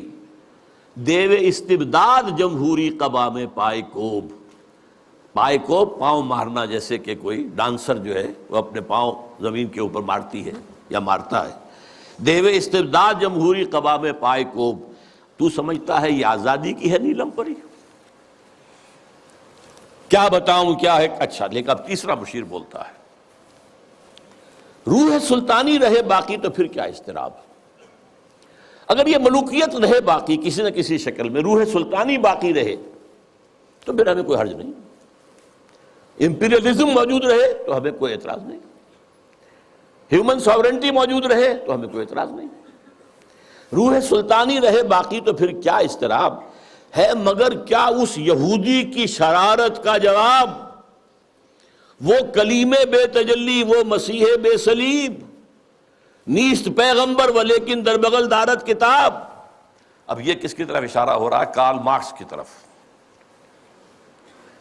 یہودی، جرمنی کا رہنے والا، 1818 میں پیدا ہوا ہے. اس کے دماغ میں وہ سب کمیونزم سوشلزم کے جو خیالات تھے ان کے بنا پر جرمنی والوں نے نکال دیا جلا وطن. فرانس میں جا کر ڈیرا لگایا، وہاں بیٹھ گیا، وہاں سے بھی نکالا گیا. انگلینڈ گیا، انگلینڈ ایسے سب کو بگڑے تگڑوں کو سب کو پناہ دیتا ہے. وہاں وہ داس کیپیٹال کی تکمیل ہوئی ہے جس کی بنیاد پر پھر یہ کہ انقلاب آیا، بولشوک ریولوشن رشیا کے اندر. وہ کہتا ہے کہ یہ تو ایک نیا انقلاب آ رہا ہے. یہ سرمایہ داری کی جڑ کٹ جائے گی، نظام بدل جائے گا۔ ہم نے جو بھی شیطنت کے پنجے جس طرح کا شکل میں گاڑے ہیں، ان میں سے ایک بڑا پنجہ وہ بھی ہے مگر کیا اس یہودی کی شرارت کا جواب؟ وہ کلیم بے تجلی، وہ مسیح بے صلیب، نیست پیغمبر ولیکن در بغل دارت کتاب، داس کیپیٹل، ایک کتاب جو اس کے اندر ہے۔ واقعتاً اس کتاب میں بہت تاثیر تھی، اس میں کوئی شک نہیں۔ اس کتاب نے ذہنوں کو مسخر کیا ہے، کیپچر کیا ہے، موٹیویٹ کیا ہے۔ نیست پیغمبر ولیکن در بغل دارت کتاب، کیا بتاؤں کیا ہے کافر کی نگاہ پردہ سوز، مشرق و مغرب کی قوموں کے لیے روز حساب، اس سے بڑھ کر اور کیا ہوگا طبیعت کا فساد، توڑ دی بندوں نے آقاؤں کے خیموں کی تناب۔ یہ تو دنیا زیر و زبر ہو رہی ہے۔ یہ آقا اور یہ جو بندے تھے جن کو تقدیر کا سبق ہم نے سکھا رکھا تھا، جن کو وہ بھی جو اپنے حالات کے اندر جو تھے وہ مست تھے، یہ اٹھ کھڑے ہوئے ہیں، فساد برپا کر دیا ہے، آقاؤں کے خیموں کی تنابیں توڑ رہے ہیں۔ تو اس کا کیا جواب ہے؟ یہ تو ایک بہت بڑا فتنہ ہے جو ہمارے لیے، ابلیسیت کے لیے۔ اب ایک چوتھے بشیر صاحب آتے ہیں درمیان میں، توڑ اس کا رومت الکبریٰ کے ایوانوں میں دیکھ، آل سیزر کو دکھایا ہم نے پھر سیزر کا خواب۔ رومت الکبریٰ، Rome, the great Rome, the great Roman empire, اور خاص طور پہ سیزر کا زمانہ۔ سیزر کے زمانے میں حضرت مسیح پیدا ہوئے ہیں، اور اسی کا اپوائنٹڈ گورنر پائلیٹس پونٹس جو ہے، اس کے ہاتھوں ان کے خیال کے مطابق ان کو سولی دی گئی ہے۔ تو سیزر کا جو ایک خواب تھا، اور اس نے جو ایک بڑی سلطنت، بڑی مملکت، ایشیا، افریقہ اور یورپ کو اپنے ایک پنجے کے اندر لانے کا خواب دیکھا تھا، وہ ختم ہو گیا تھا۔ پھر مسلمان آ گئے، گریٹ آٹومان امپائر قائم ہو گئی، تقریباً انہی تمام علاقوں پر جن پر یہ رومن امپائر تھی تقریباً۔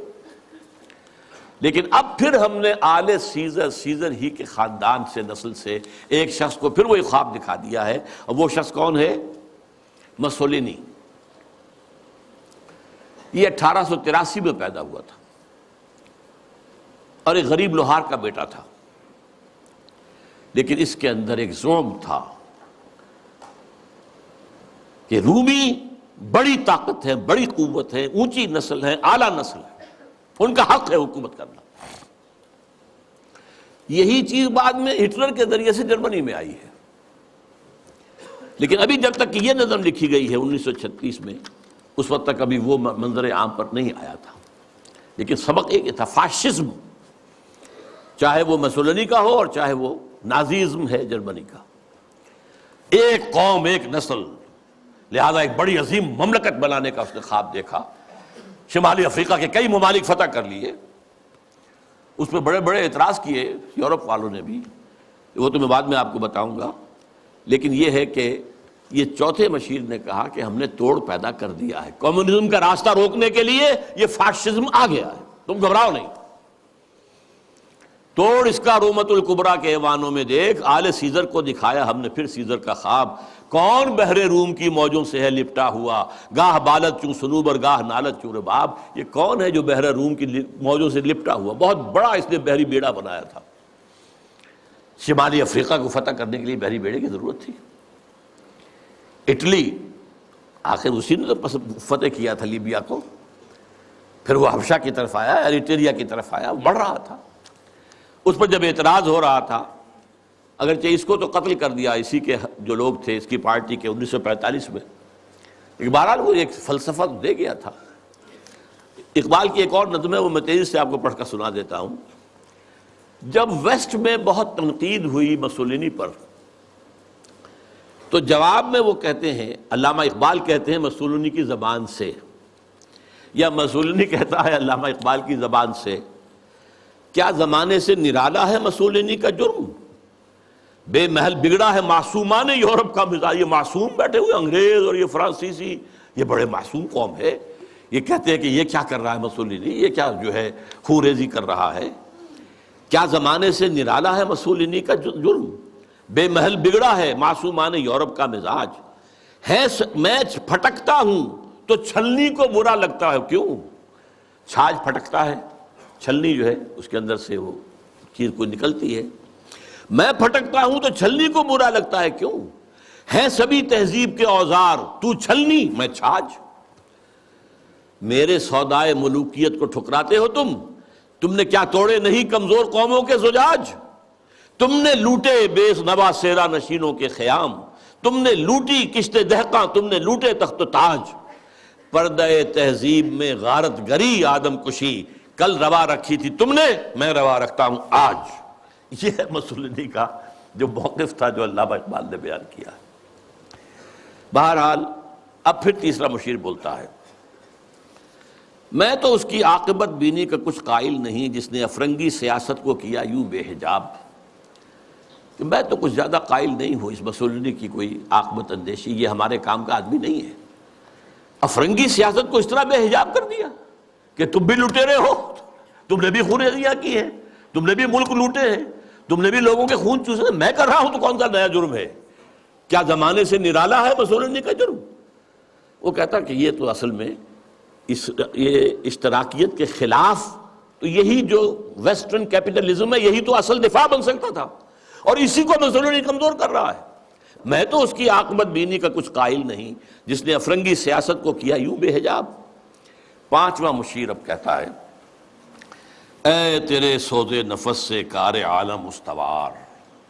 جناب ابلیس، مہاراج ابلیس، آپ کے سوز نفس ہی سے تو سارا یہ کار عالم جو ہے یہ چل رہا ہے.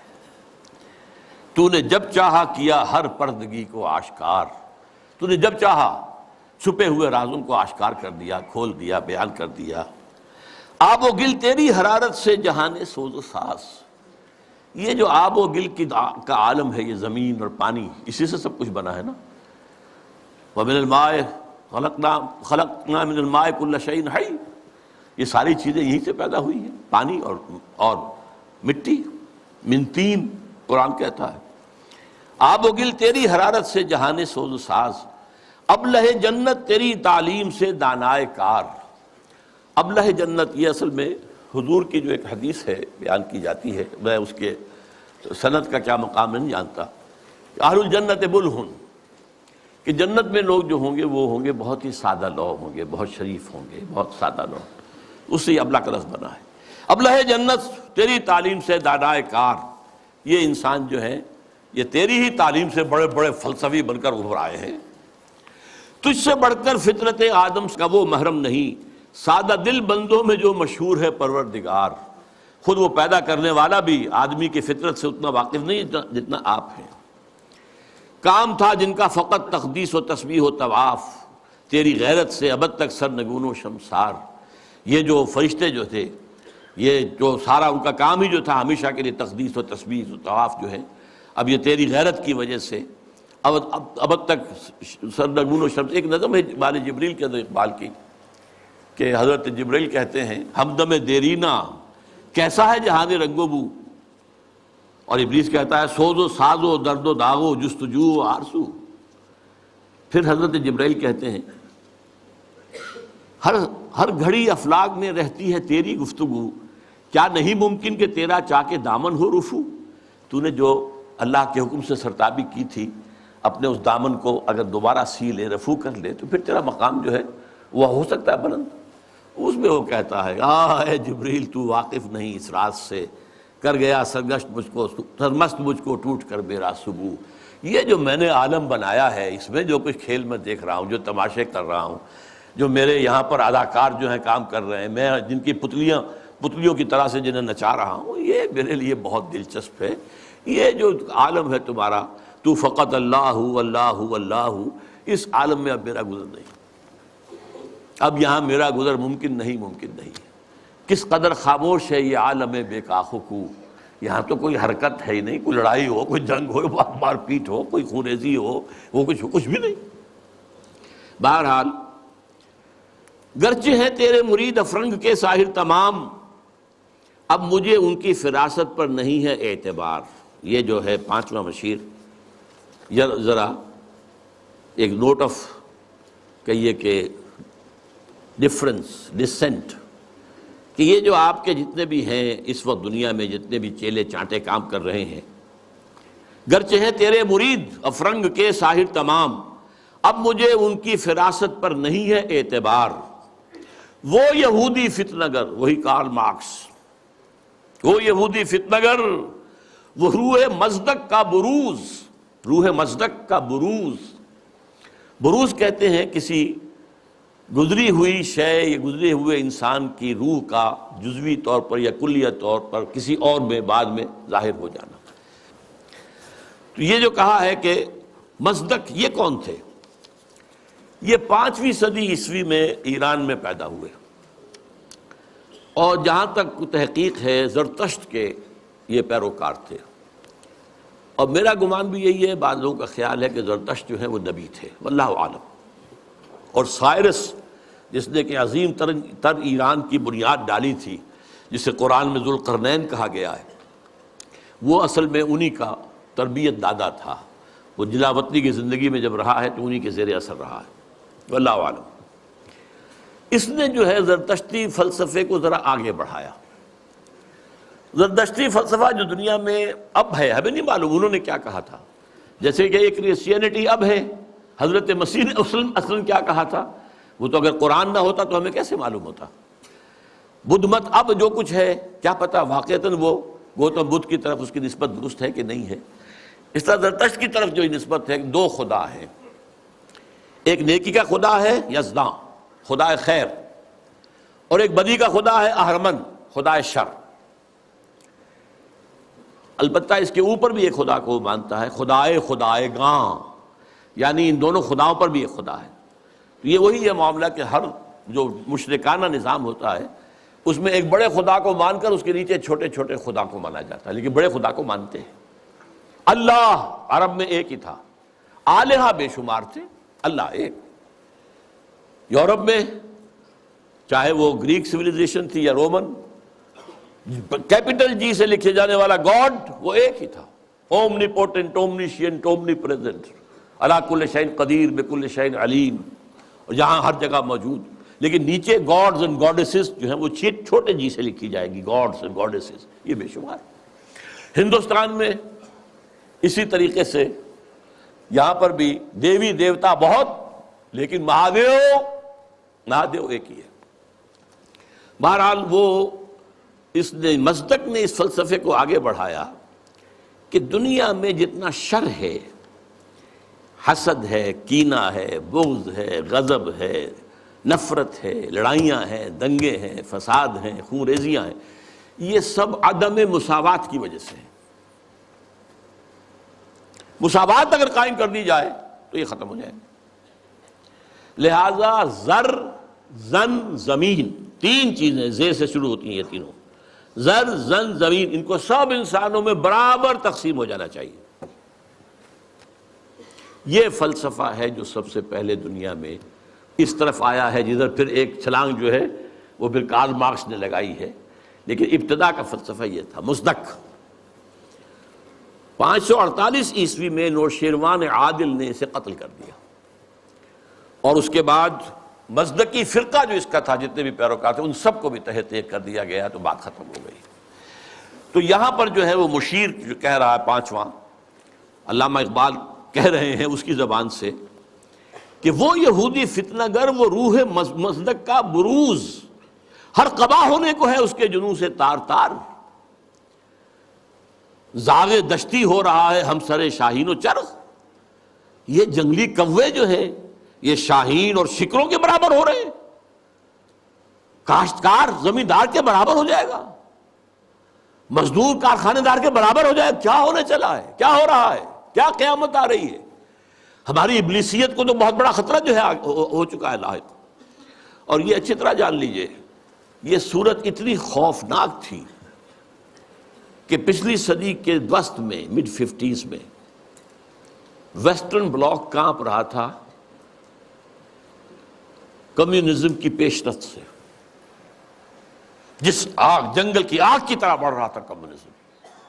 سن 1917 کا جو ریولوشن تھا، کیسے کیسے چھلانگیں لگائیں، لیٹن امریکہ میں پہنچ گیا، مڈل امریکہ، کیوبا کے اندر موجود ہے، آج بھی موجود ہے، چائنا میں آ گیا، ہندوستان میں کمیونسٹ پارٹی بن گئی. یہ جو طوفان آ رہا تھا. اور اس سے بھی بڑھ کر بات کیا تھی؟ رشیا جو ہے وہ اسپیس کانکویسٹ کے اندر آگے نکل گیا تھا. سب سے پہلا سپوٹنک جو ہے وہ رشیا نے پھینکا ہے فضا کے اندر، خلا کے اندر. تو کانپ رہے تھے. اس کے بعد انہوں نے یہ سیٹو بنائی اور سینٹو بنائی اور کیا اور بنایا اور نیٹو بنائی سب سے بڑی. یہ سب اس کو کسی طریقے سے. اور سب سے بڑی بات یہ، امریکہ بہادر نے ملینز کی تعداد میں قرآن شائع کر کے انگریزی میں اسے تقسیم کیا مسلمانوں نے. دی گلوریس قرآن اور گیتا لاکھوں کی تعداد میں شائع امریکہ کر رہا، عیسائی، تاکہ بابا تم اپنے مذہب پر جمے رہو. یہ بے خدا ہے، یہ جو کمیونزم ہے یہ تو بالکل ہی ملید ہیں. ہم تو پھر بھی اب خدا کو تو مانتے ہیں نا بھائی. تمہارا نظام ہم نہیں مانتے، تمہارے رسول کو ہم نے نہیں مانا، خدا کو تو مانتے ہیں نا. کم سے کم ہمارا جو ہے یہ خیال کرو، ہمارا ساتھ دو اس کے مقابلے میں. Containment of Russia policy. تو یہ جو کہہ رہا ہے کہ گرچہ ہیں تیرے مرید افرنگ کے ساحر تمام، اب مجھے ان کی فراست پر نہیں ہے اعتبار.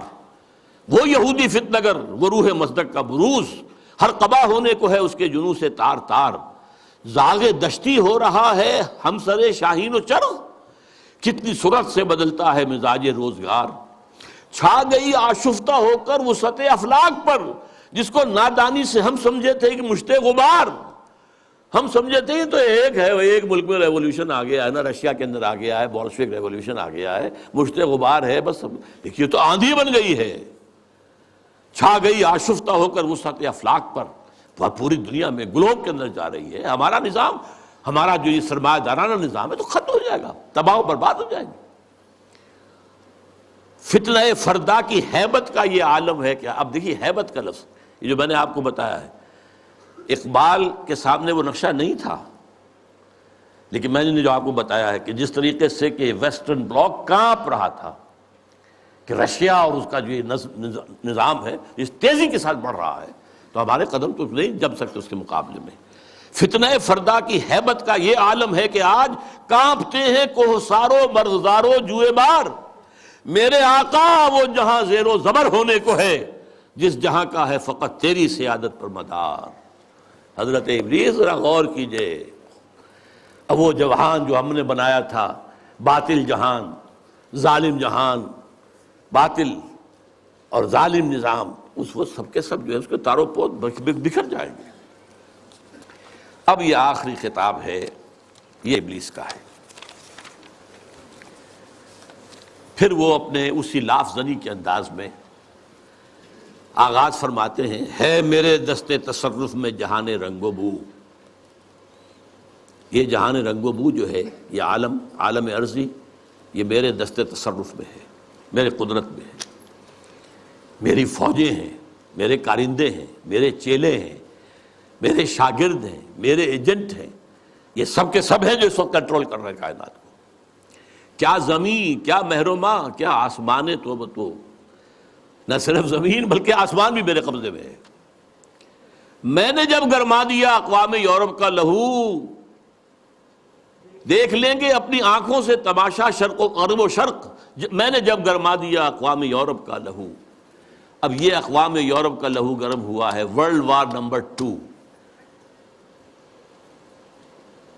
یہ جنگ کن کے مابین تھی؟ اقوام غرب ہی کا تھا. یورپ میں ہوئی، کروڑوں انسان قتل ہوئے. اور اب ورلڈ وار 3 از ان دی آفنگ، سر پر لٹکی ہوئی ہے. کچھ ٹائم فیکٹر کی بات ہے، کتنا وقت لگے. یہ میرا مستقل موضوع ہے جس پر میری گفتگویں ہوتی رہتی ہیں، اس وقت وقت نہیں ہوں گا زیادہ، لیکن بہرحال وہ سر پہ ٹنگی ہوئی تلوار کے مانند ہے. دیکھ لیں گے اپنی آنکھوں سے تماشا غرب و شرق، میں نے جب گرما دیا اقوام یورپ کا لہو. سب کو دیوانہ بنا سکتی ہے میری کیا امامان سیاست، کیا کلیسا کے شیوخ. سب کو دیوانہ بنا سکتی ہے میری ایک ہو. کارگاہ شیشہ جو ناداں سمجھتا ہے اسے توڑ کر دیکھے تو اس تہذیب کے جام و صبو. ذرا دیکھے تو صحیح، اس تہذیب کو کون توڑ سکتا ہے؟ اس کے جام و صبو کون توڑ سکتا ہے؟ آئے کوئی میدان میں توڑے اسے. وہ تہذیب جس کا اس وقت کے دہائی دے رہا ہے Bush our way of life, our civilization. یہ اسلامک فنڈامنٹلزم سے اس کو خطرہ ہے. our way of life. یہی فرعون نے کہا تھا اپنے درباریوں سے کہ یہ جو موسیٰ اور ہارون دو آ گئے ہیں یذهبا بطریقتکم المثلی، تمہاری آئیڈیل تہذیب کو ختم کرنے کے درپے ہیں، یہ تمہارے نظام کو ختم کر دیں گے. آج وہی بات جو ہے بش کہہ رہا ہے. ہماری اس تہذیب کے توڑ کر دیکھے تو اس تہذیب کے جام و سبو دست فطرت نے کیا ہے جن غریبانوں کو چاک، مزدکی منطق کی سوزن سے نہیں ہوتے رفو. اب یہ بہت عمدہ شعر ہے کہ اللہ تعالیٰ نے جو خالق ہے انسان کا امتیازات اس نے رکھ دیے ہیں اس کی سرشت کے اندر. میں لفظ فطرت استعمال نہیں کر رہا ہوں، یہ دو الفاظ علیحدہ ہیں. سرشت، سرشتن گودنا، یہ جو ہماری جو اینیمل انسٹنکٹس ہیں وہ سرشت ہے. جو ہمارے اندر جو روحانی تقاضے ہیں وہ ہماری فطرت ہے. فطرت اللہ التی فطر الناس علیہا، اس کی تو نسبت جو ہے ذات باری تعالیٰ کے ساتھ ہے. وَنَفَخْتُ فِيهِ مِن روحی. لیکن انسان کی سرشت کے اندر ظاہر بات ہے، جینز کے اندر کہہ لیجیے آج کی اصطلاح میں فرق تو ہے. کوئی زیادہ ذہین پیدا ہوتا ہے، کوئی غبی ہے. کوئی زیادہ جسمانی صحت والے جینز لے کر آتا ہے، کوئی بنیادی طور پر ایسے جینز لے کر آ رہا ہے کہ بیمار ہو رہا ہے، اور بیماری بھی ایسی جو لا علاج ہے. تو یہ تو فرق اور امتیاز تو رہے گا. تو یہ کوئی مزدکی منطق جو ہے مساوات جس طرح کی اس نے تصور دیکھا تھا، اس کی سوزن، اس کی سوئی سے یہ غریبان چاک ہونے والے نہیں ہیں. اسلام نے بھی ان کو ختم نہیں کیا ہے، ان کو ایک حد میں لایا ہے. زیادہ گیپ نہ ہو جائے. ابھی ایک علیحدہ موضوع ہو جائے گا اسلام کا معاشی نظام کیا ہے. اس نے دو چیزوں کو زنجیر، دو جنوں کو زنجیر ڈال دی ہے، سود اور جوا، اور دو مزید جنسی جذبات کو بھڑکا کر کوئی آمدنی اور منشیات کو فروغ دے کر آمدنی. چار چیزیں نکال دیجئے تو ویسٹرن کیپٹلزم اسلامی نظام بن جائے گا. Private ownership, private enterprise, personal initiative, demand and supply, hire and fire, یہ سارے اصول جو ہیں، مارکیٹ اکانومی، یہ سب اسلام میں بھی ہے.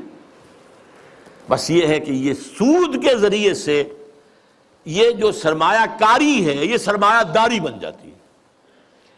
جیسے وہ آکاش بیل ہوتی ہے درخت کے اوپر چھا گئی اور اس پورے درخت کی جو جتنی بھی اس کے اندر توانائی تھی کھینچ لیا اس کو، اس نے وہ پھر سرمایہ داری بن جاتی. جوا، سٹاک ایکسچینج، ایک ہینڈل جو ہے ادھر سے ادھر کیا اور کریش ہو رہا ہے، مارکیٹ کریش ہو رہی ہے، بلینز اینڈ بلینز گون، اور وہ صرف ایک لیور کو کھینچنے کی بات ہے. یہ ساری چیزیں آپ کے علم میں ہیں. دست فطرت نے کیا ہے جن غریبانوں کو چاک، مزدکی منطق کی سوزن سے نہیں ہوتے رفو. کب ڈرا سکتے ہیں مجھ کو اشتراکی کوچہ گرد، یعنی تم جن سے گھبرا رہے ہو یہ مجھے تو نہیں ڈرا سکتے، مجھے ان سے کوئی خوف نہیں. یہ پریشاں روزگار آشفتہ مغز آشفتہ ہوں، یہ تو دیوانے قسم کے کچھ لوگ ہیں، ان کے خیالات بھی دیوانگی کے ہیں. ہے اگر کوئی خطر مجھ کو تو اس امت سے ہے. یہ ہے اب کلائمیکس اس کا، جس کی خاکستر میں ہے اب تک شرار آرزو. بہت اہم ہیں یہ الفاظ، اگرچہ دنیا میں ابھی کہیں اسلامی نظام موجود نہیں ہے. we have to admit. دنیا کہتی ہے اسلامی نظام، بھائی کتاب میں ہے، اس میں پڑھ لو یہ نظام ہے. وہ کہتے دکھاؤ کہیں، نہیں، سوری، کہیں نہیں ہے، کہیں آثار بھی نہیں ہے ابھی تک، تو کم سے کم نظر تو نہیں آ رہے. لیکن اس کی نگاہ دیکھ رہی تھی جبریل، اس ابلیس کی 80 برس پہلے، اور آج وہی ویژن ویسٹ کو حاصل ہو چکا ہے.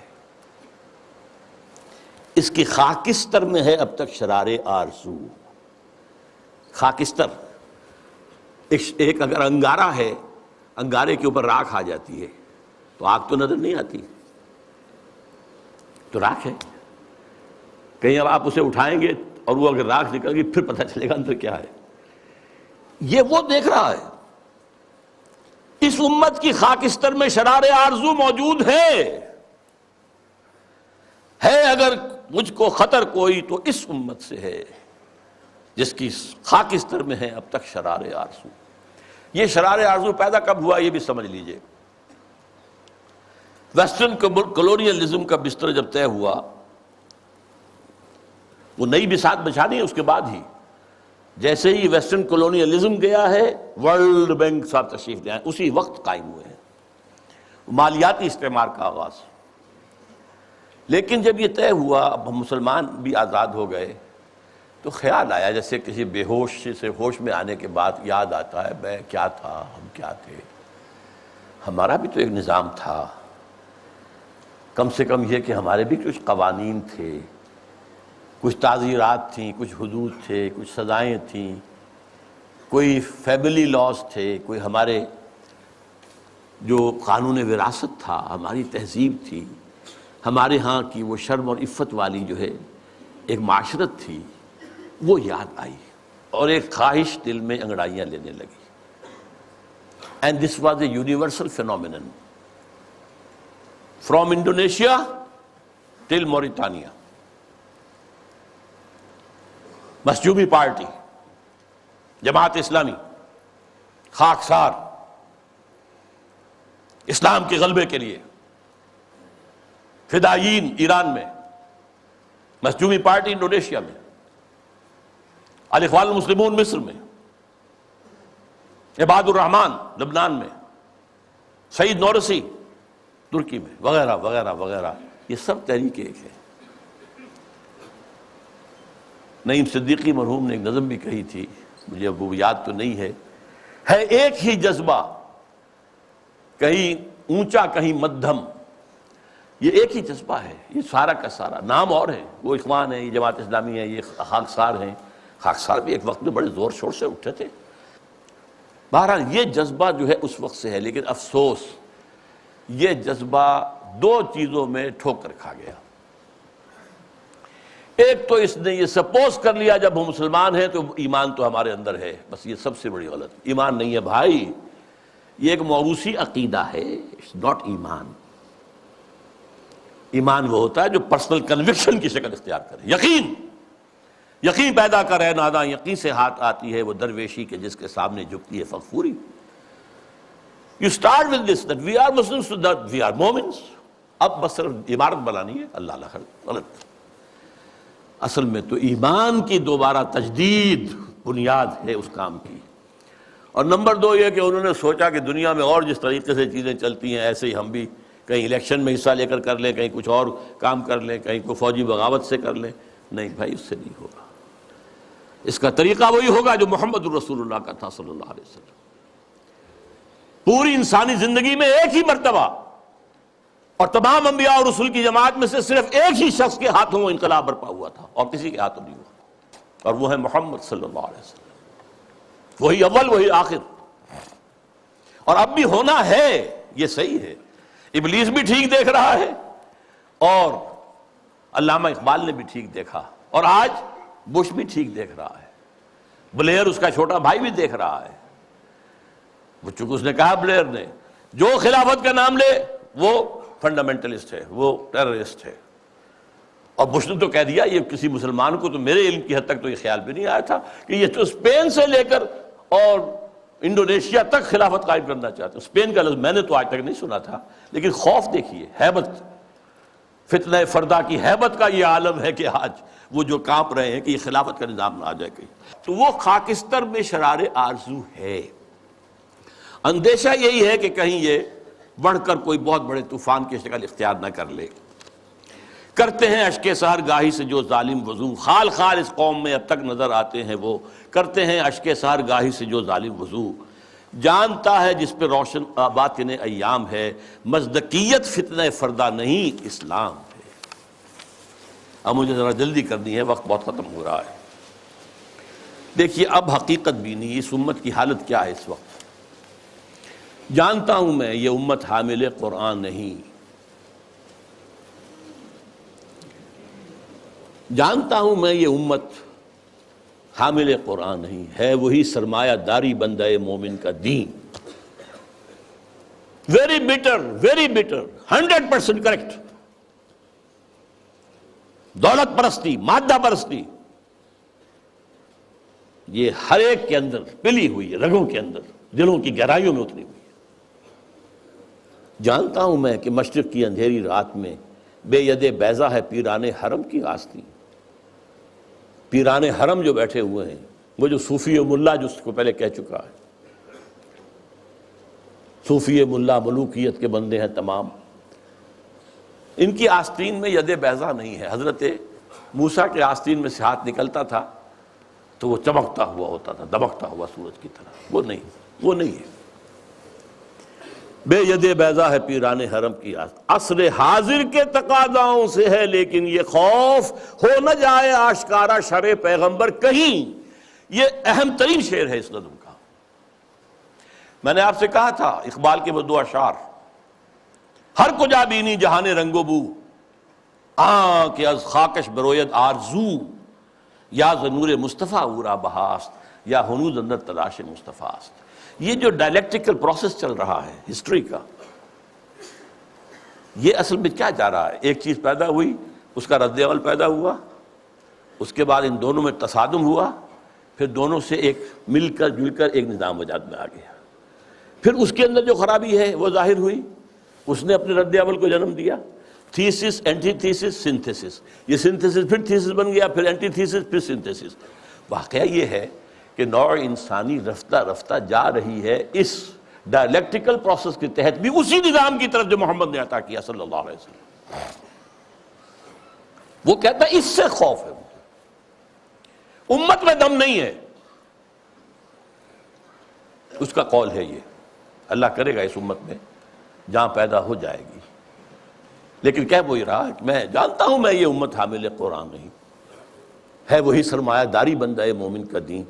جانتا ہوں میں کہ مشرق کی اندھیری رات میں بے ید بیضا ہے پیران حرم کی آستین، عصر حاضر کے تقاضاؤں سے ہے لیکن یہ خوف. دیکھیے ملوکیت، امپیریلزم، شہنشاہیت کے جواب میں، رد عمل میں انقلاب آیا فرانس کا، جمہوریت آ گئی. جمہوریت چونکہ اللہ کی ہدایت سے تو مستفید نہیں ہے، یہ تو مادہ، اندھا مادہ جو ہے وہ ایکشن ریئیکشن پیدا کر رہا ہے. اس کے اندر وہ جو دولت پرستی تھی، سود رہا، پھر انڈسٹریل ریولوشن آ گیا تو وہ سرمایہ داری بن گئی. ایک لعنت سے چھٹکارا پایا، دوسری لعنت میں گرفتار. فیوڈل لارڈ سے آزاد ہوئے، کارخانے دار اس کے غلام ہو گئے. اس کے رد عمل میں کمیونزم آیا، ایک پارٹی ڈکٹیٹرشپ آ گئی. اب وہ بھی ختم ہوا، اب کہاں آئے گا؟ اب انسان دو راہ پر کھڑا ہے، کہاں جائے گا؟ فوکویاما کہتا ہے اینڈ آف ہسٹری. تاریخ انسانی کے اندر جو سب سے اونچا مقام ہو سکتا تھا ہم حاصل کر چکے. کمیونزم کا خاتمہ ہو گیا، اب کوئی نظام ہمارے مد مقابل آ ہی نہیں سکتا. اس کا ایک جواب لکھا ہے تو ہمارے پاکستان کے ہی عابد اللہ جان، اینڈ آف ہسٹری کی جواب میں اینڈ آف ڈیموکریسی کتاب لکھی ہے. مغربی جمہوریت ختم ہو گئی ہے، مغربی جمہوریت ختم ہو گئی ہے. اس کے دلائل، اس کے شواہد تفصیل کے ساتھ اس کی کتاب کو پڑھیے. اور اب اسلام جو آئے گا، سنتھیسس ہوگا، اب وہ ہوگا اسلامی جمہوریت، اسلامی سوشلزم. سوشلزم میں جو خیر تھا وہ بھی اسلام کے اندر ہے. خیر یہی تھا نا کہ ہر ایک کے لیے بنیادی ضروریات جو ہے فراہم کر دی جائیں. یہ تو اسلام میں ہے. ہم نے نہیں کیا تو ہم مجرم ہم ہیں. اسکینڈینیوین سوشلزم اپنی ٹاپ کے اوپر کھڑا ہوا ہے، لیکن اسلام کا سوشلزم اس سے کہیں آگے جائے گا. جمہوریت ٹاپ کی، جہاں ایک بوڑھی عورت جو ہے وہ ٹوک سکتی ہے امیر المومنین عمر فاروق کو رضی اللہ تعالیٰ عنہ. ایک شخص ان سے احتساب کر سکتا آپ کا کرتا کیسے بنا ہوا یہ بتائیں، کہاں سے آیا کپڑا؟ یہ اس کا خواب وہ تو اسلام میں ہے. لیکن یہاں جیسا کہ میں نے کہا اسلامی جمہوریت ہوگی، اللہ کی حاکمیت کے تحت عوامی خلافت. اسلامی سوشلزم ہوگا، ہر ایک کی بنیادی ضروریات کی کفالت زکوٰۃ کے نظام کے ذریعے سے. یہ نظام ہے. تو عصر حاضر کے تقاضاؤں سے ہے، لیکن یہ خوف ہو نہ جائے آشکارا شرع پیغمبر کہیں، الحذر آئین پیغمبر سے 100 بار الحذر، حافظ ناموس زن مرد آزما مرد آفریں، الحذر پناہ پناہ آئین پیغمبر صلی اللہ علیہ وسلم۔ یہاں اقبال نے جو کمال دکھایا ہے، دس از دی جسٹ، لب لباب۔ وہ آئین پیغمبر کیا ہے؟ نمبر 1 حافظ ناموس زن مرد آزما مرد آفریں۔ اس کا جو معاشرتی نظام ہے وہ کیا ہے؟ عورت کی عصمت و عفت کی حفاظت، نمبر 1۔ اس کے لیے 4 پردے دیے اسلام نے، 1 نہیں 4، پورے معاشرے میں ایک پردہ ہو۔ سیگریگیشن آف دی سیکسز، مردوں کا دائرہ کار علیحدہ ہے، عورتوں کا علیحدہ ہے، مردوں کے اسکول علیحدہ ہے، عورتوں کے علیحدہ ہے، مردوں کی کالج علیحدہ ہے، عورتوں کے علیحدہ ہے، مردوں کے اسپتال علیحدہ ہے، عورتوں کے علیحدہ ہے، سیگریگیشن۔ نمبر 2 گھر کی 4 دیواری کے اندر، یہ نمبر 2 پردہ ہے۔ باہر نکلے تو برقع لیں یا چادر لیں، چہرہ ڈھانپے، یہ تیسرا پردہ ہے۔ اور گھر کی 4 دیواری کے اندر بدن کو پورے طور پر ڈھانک کر رکھنا، سوائے چہرے کے اور ہاتھ کے اور پاؤں کے۔ اس کے سوا عورت کے جسم کا کوئی حصہ ماں کا بھی بیٹے کی نگاہ میں نہ آئے، بہن کا بھائی کی نگاہ میں نہ آئے، بیٹی کا باپ کی نگاہ میں نہ آئے۔ ورنہ کیا نہیں ہو رہا آج؟ انسیسٹ نہیں ہو رہا آج؟ کتنا ہو رہا ہے یورپ میں، اور آپ کے ہاں کتنا کچھ ہو رہا ہے۔ حافظ ناموس زن مرد آزما، مرد کے لیے چیلنج ہے، تمہارا کام ہے، معاش کی پوری ذمہ داری تمہارے سر ہے، عورت کے سر نہیں ہے، اس کی کفالت تمہارے ذمہ ہے، یو ہیو ٹو سپورٹ ہر، اور اولاد کی ساری کفالت تمہارے ذمہ ہے۔ شادی کرو گے مہر تم دو گے، عورت لے گی، شادی کا خرچہ تم کرو گے، دعوت تم دو گے ولیمے کی، عورت کے والوں کی، لڑکی والوں کی طرف کوئی نہیں۔ This is the challenge to the males. حافظ ناموس زن مرد آزما، چیلنجنگ، اور دفاع جو ہے ملک کا وہ اصل میں تمہاری ذمہ داری ہے۔ یہ ٹھیک ہے کسی آخری وقت میں آ کر اگر ہوم ٹو ہوم فائٹنگ ہو رہی ہو، اسٹریٹ فائٹنگ ہو رہی ہو، عورتیں بھی آئیں میدان میں، ٹھیک ہے، لیکن نہیں، بنیادی طور پر نہیں۔ اسی سے مردانگی پیدا ہوتی ہے۔ نمبر 2 موت کا پیغام ہر نوع غلامی کے لیے، نہ کوئی فخفور و خاکہ، نہ گدائے رہ نشیں، کوئی غلامی نہیں، کوئی حاکم نہیں، کوئی محکوم نہیں، اللہ حاکم، تم سب محکوم، کونوا عباد اللہ اخوانا، سیاسی سطح پر تم سب برابر ہو، بالکل نو ڈسکریمنیشن۔ کرتا ہے دولت کو ہر آلودگی سے پاک و صاف، دولت کے اندر جو گندگیاں آ جاتی ہیں ان سے پاک و صاف کرتا ہے آئین پیغمبر۔ زکوٰۃ بھی نکالو اس میں سے، صدقات بھی نکالو اس میں سے، آپ پاک کرو اس کو۔ اور منعموں کو مال و دولت کا بناتا ہے امی، یہاں تو منعموں کر کیجئے، جن کو اللہ نے دولت دی ہے، کہتا ہے یہ تمہارا مال نہیں ہے، اللہ کا مال ہے۔ این امانت چند روزہ نزدماست، در حقیقت مالک ہر شے خداست۔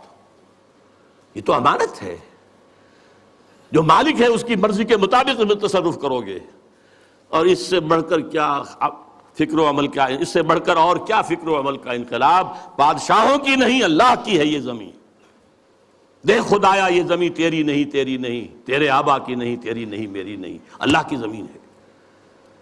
اصول کیا ہے؟ کوئی بنجر زمین کہیں پڑی ہے، جو اس کو قابل کاشت بنا لے گا وہی مالک ہو جائے گا، اور اگر کاشت نہیں کرے گا، 3 سال اگر گزر گئے تو ختم، ملکیت ختم۔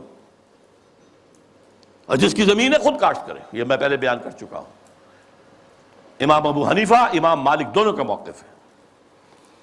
اب کیا کہہ رہا ہے دیکھیے، چشم عالم سے رہے پوشیدہ یہ آئین تو خوب، یہ آئین انسانوں کے نگاہوں کے سامنے آنا نہیں چاہیے، اسے روکو۔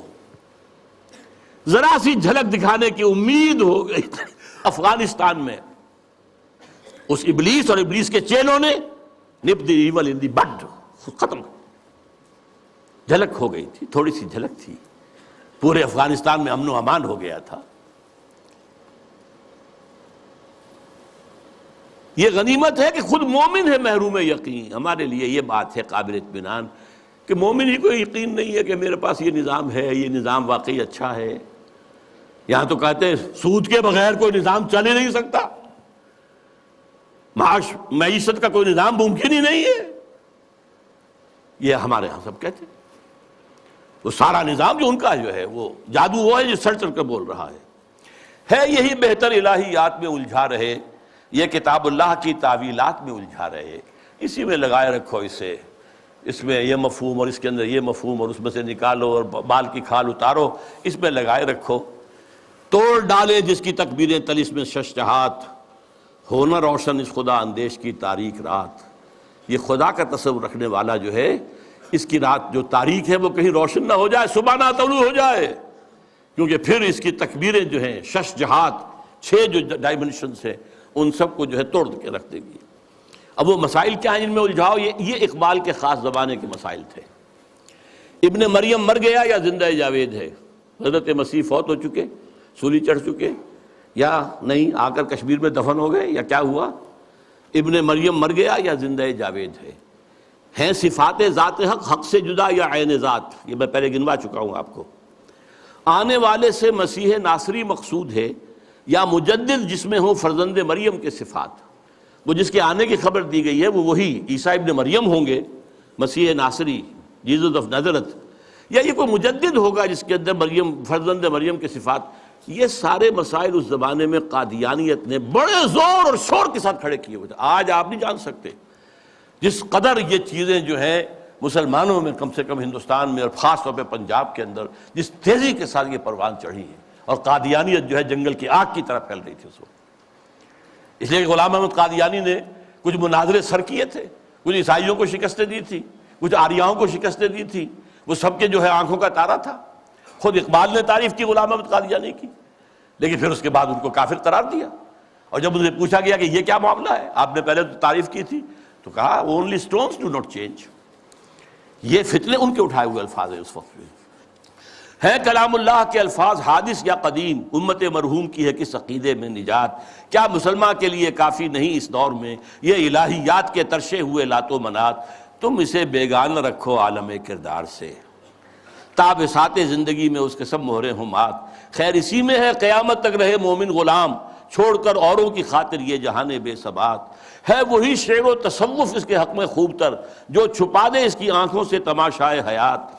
ہر نفس ڈرتا ہوں اس امت کی بیداری سے میں، ہے حقیقت جس کی دی کی احتساب کائنات۔ مست رکھو ذکر و فکر صبح گاہی میں اسے، مختطر کر دو مزاج خانقاہی میں اسے۔ یہ اس کی آخری جو ہے ہدایات ہیں۔ میں اس کے ساتھ ہی ابلیس کا فرمان اپنے سیاسی فرزندوں کے نام وہ بھی لے کر آیا تھا، لیکن اب وقت نہیں ہے۔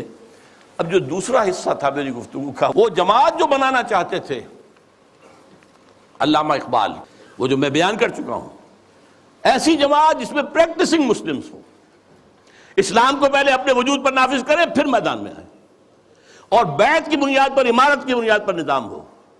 یہ الیکشن کے ہنگامے جو ہیں، جس کو اقبال نے کہا ہے کہ یہ کھیل جو ہے، یہ سارا جو انتخابات وغیرہ کا ہے، اس سب سے ہٹ کر ایک انقلابی جد و جہد جو ماخوذ اور مبنی ہوگی منہج انقلاب محمدی پر صلی اللہ علیہ وسلم، جس طریقے سے حضور نے کیا ہے، اس کے مطابق انقلابی جد و جہد کا برپا کرنا، یہ ہے اصل میں وہ ضرورت جس کے تحت بہرحال ہم اپنی سی کوشش کر رہے ہیں۔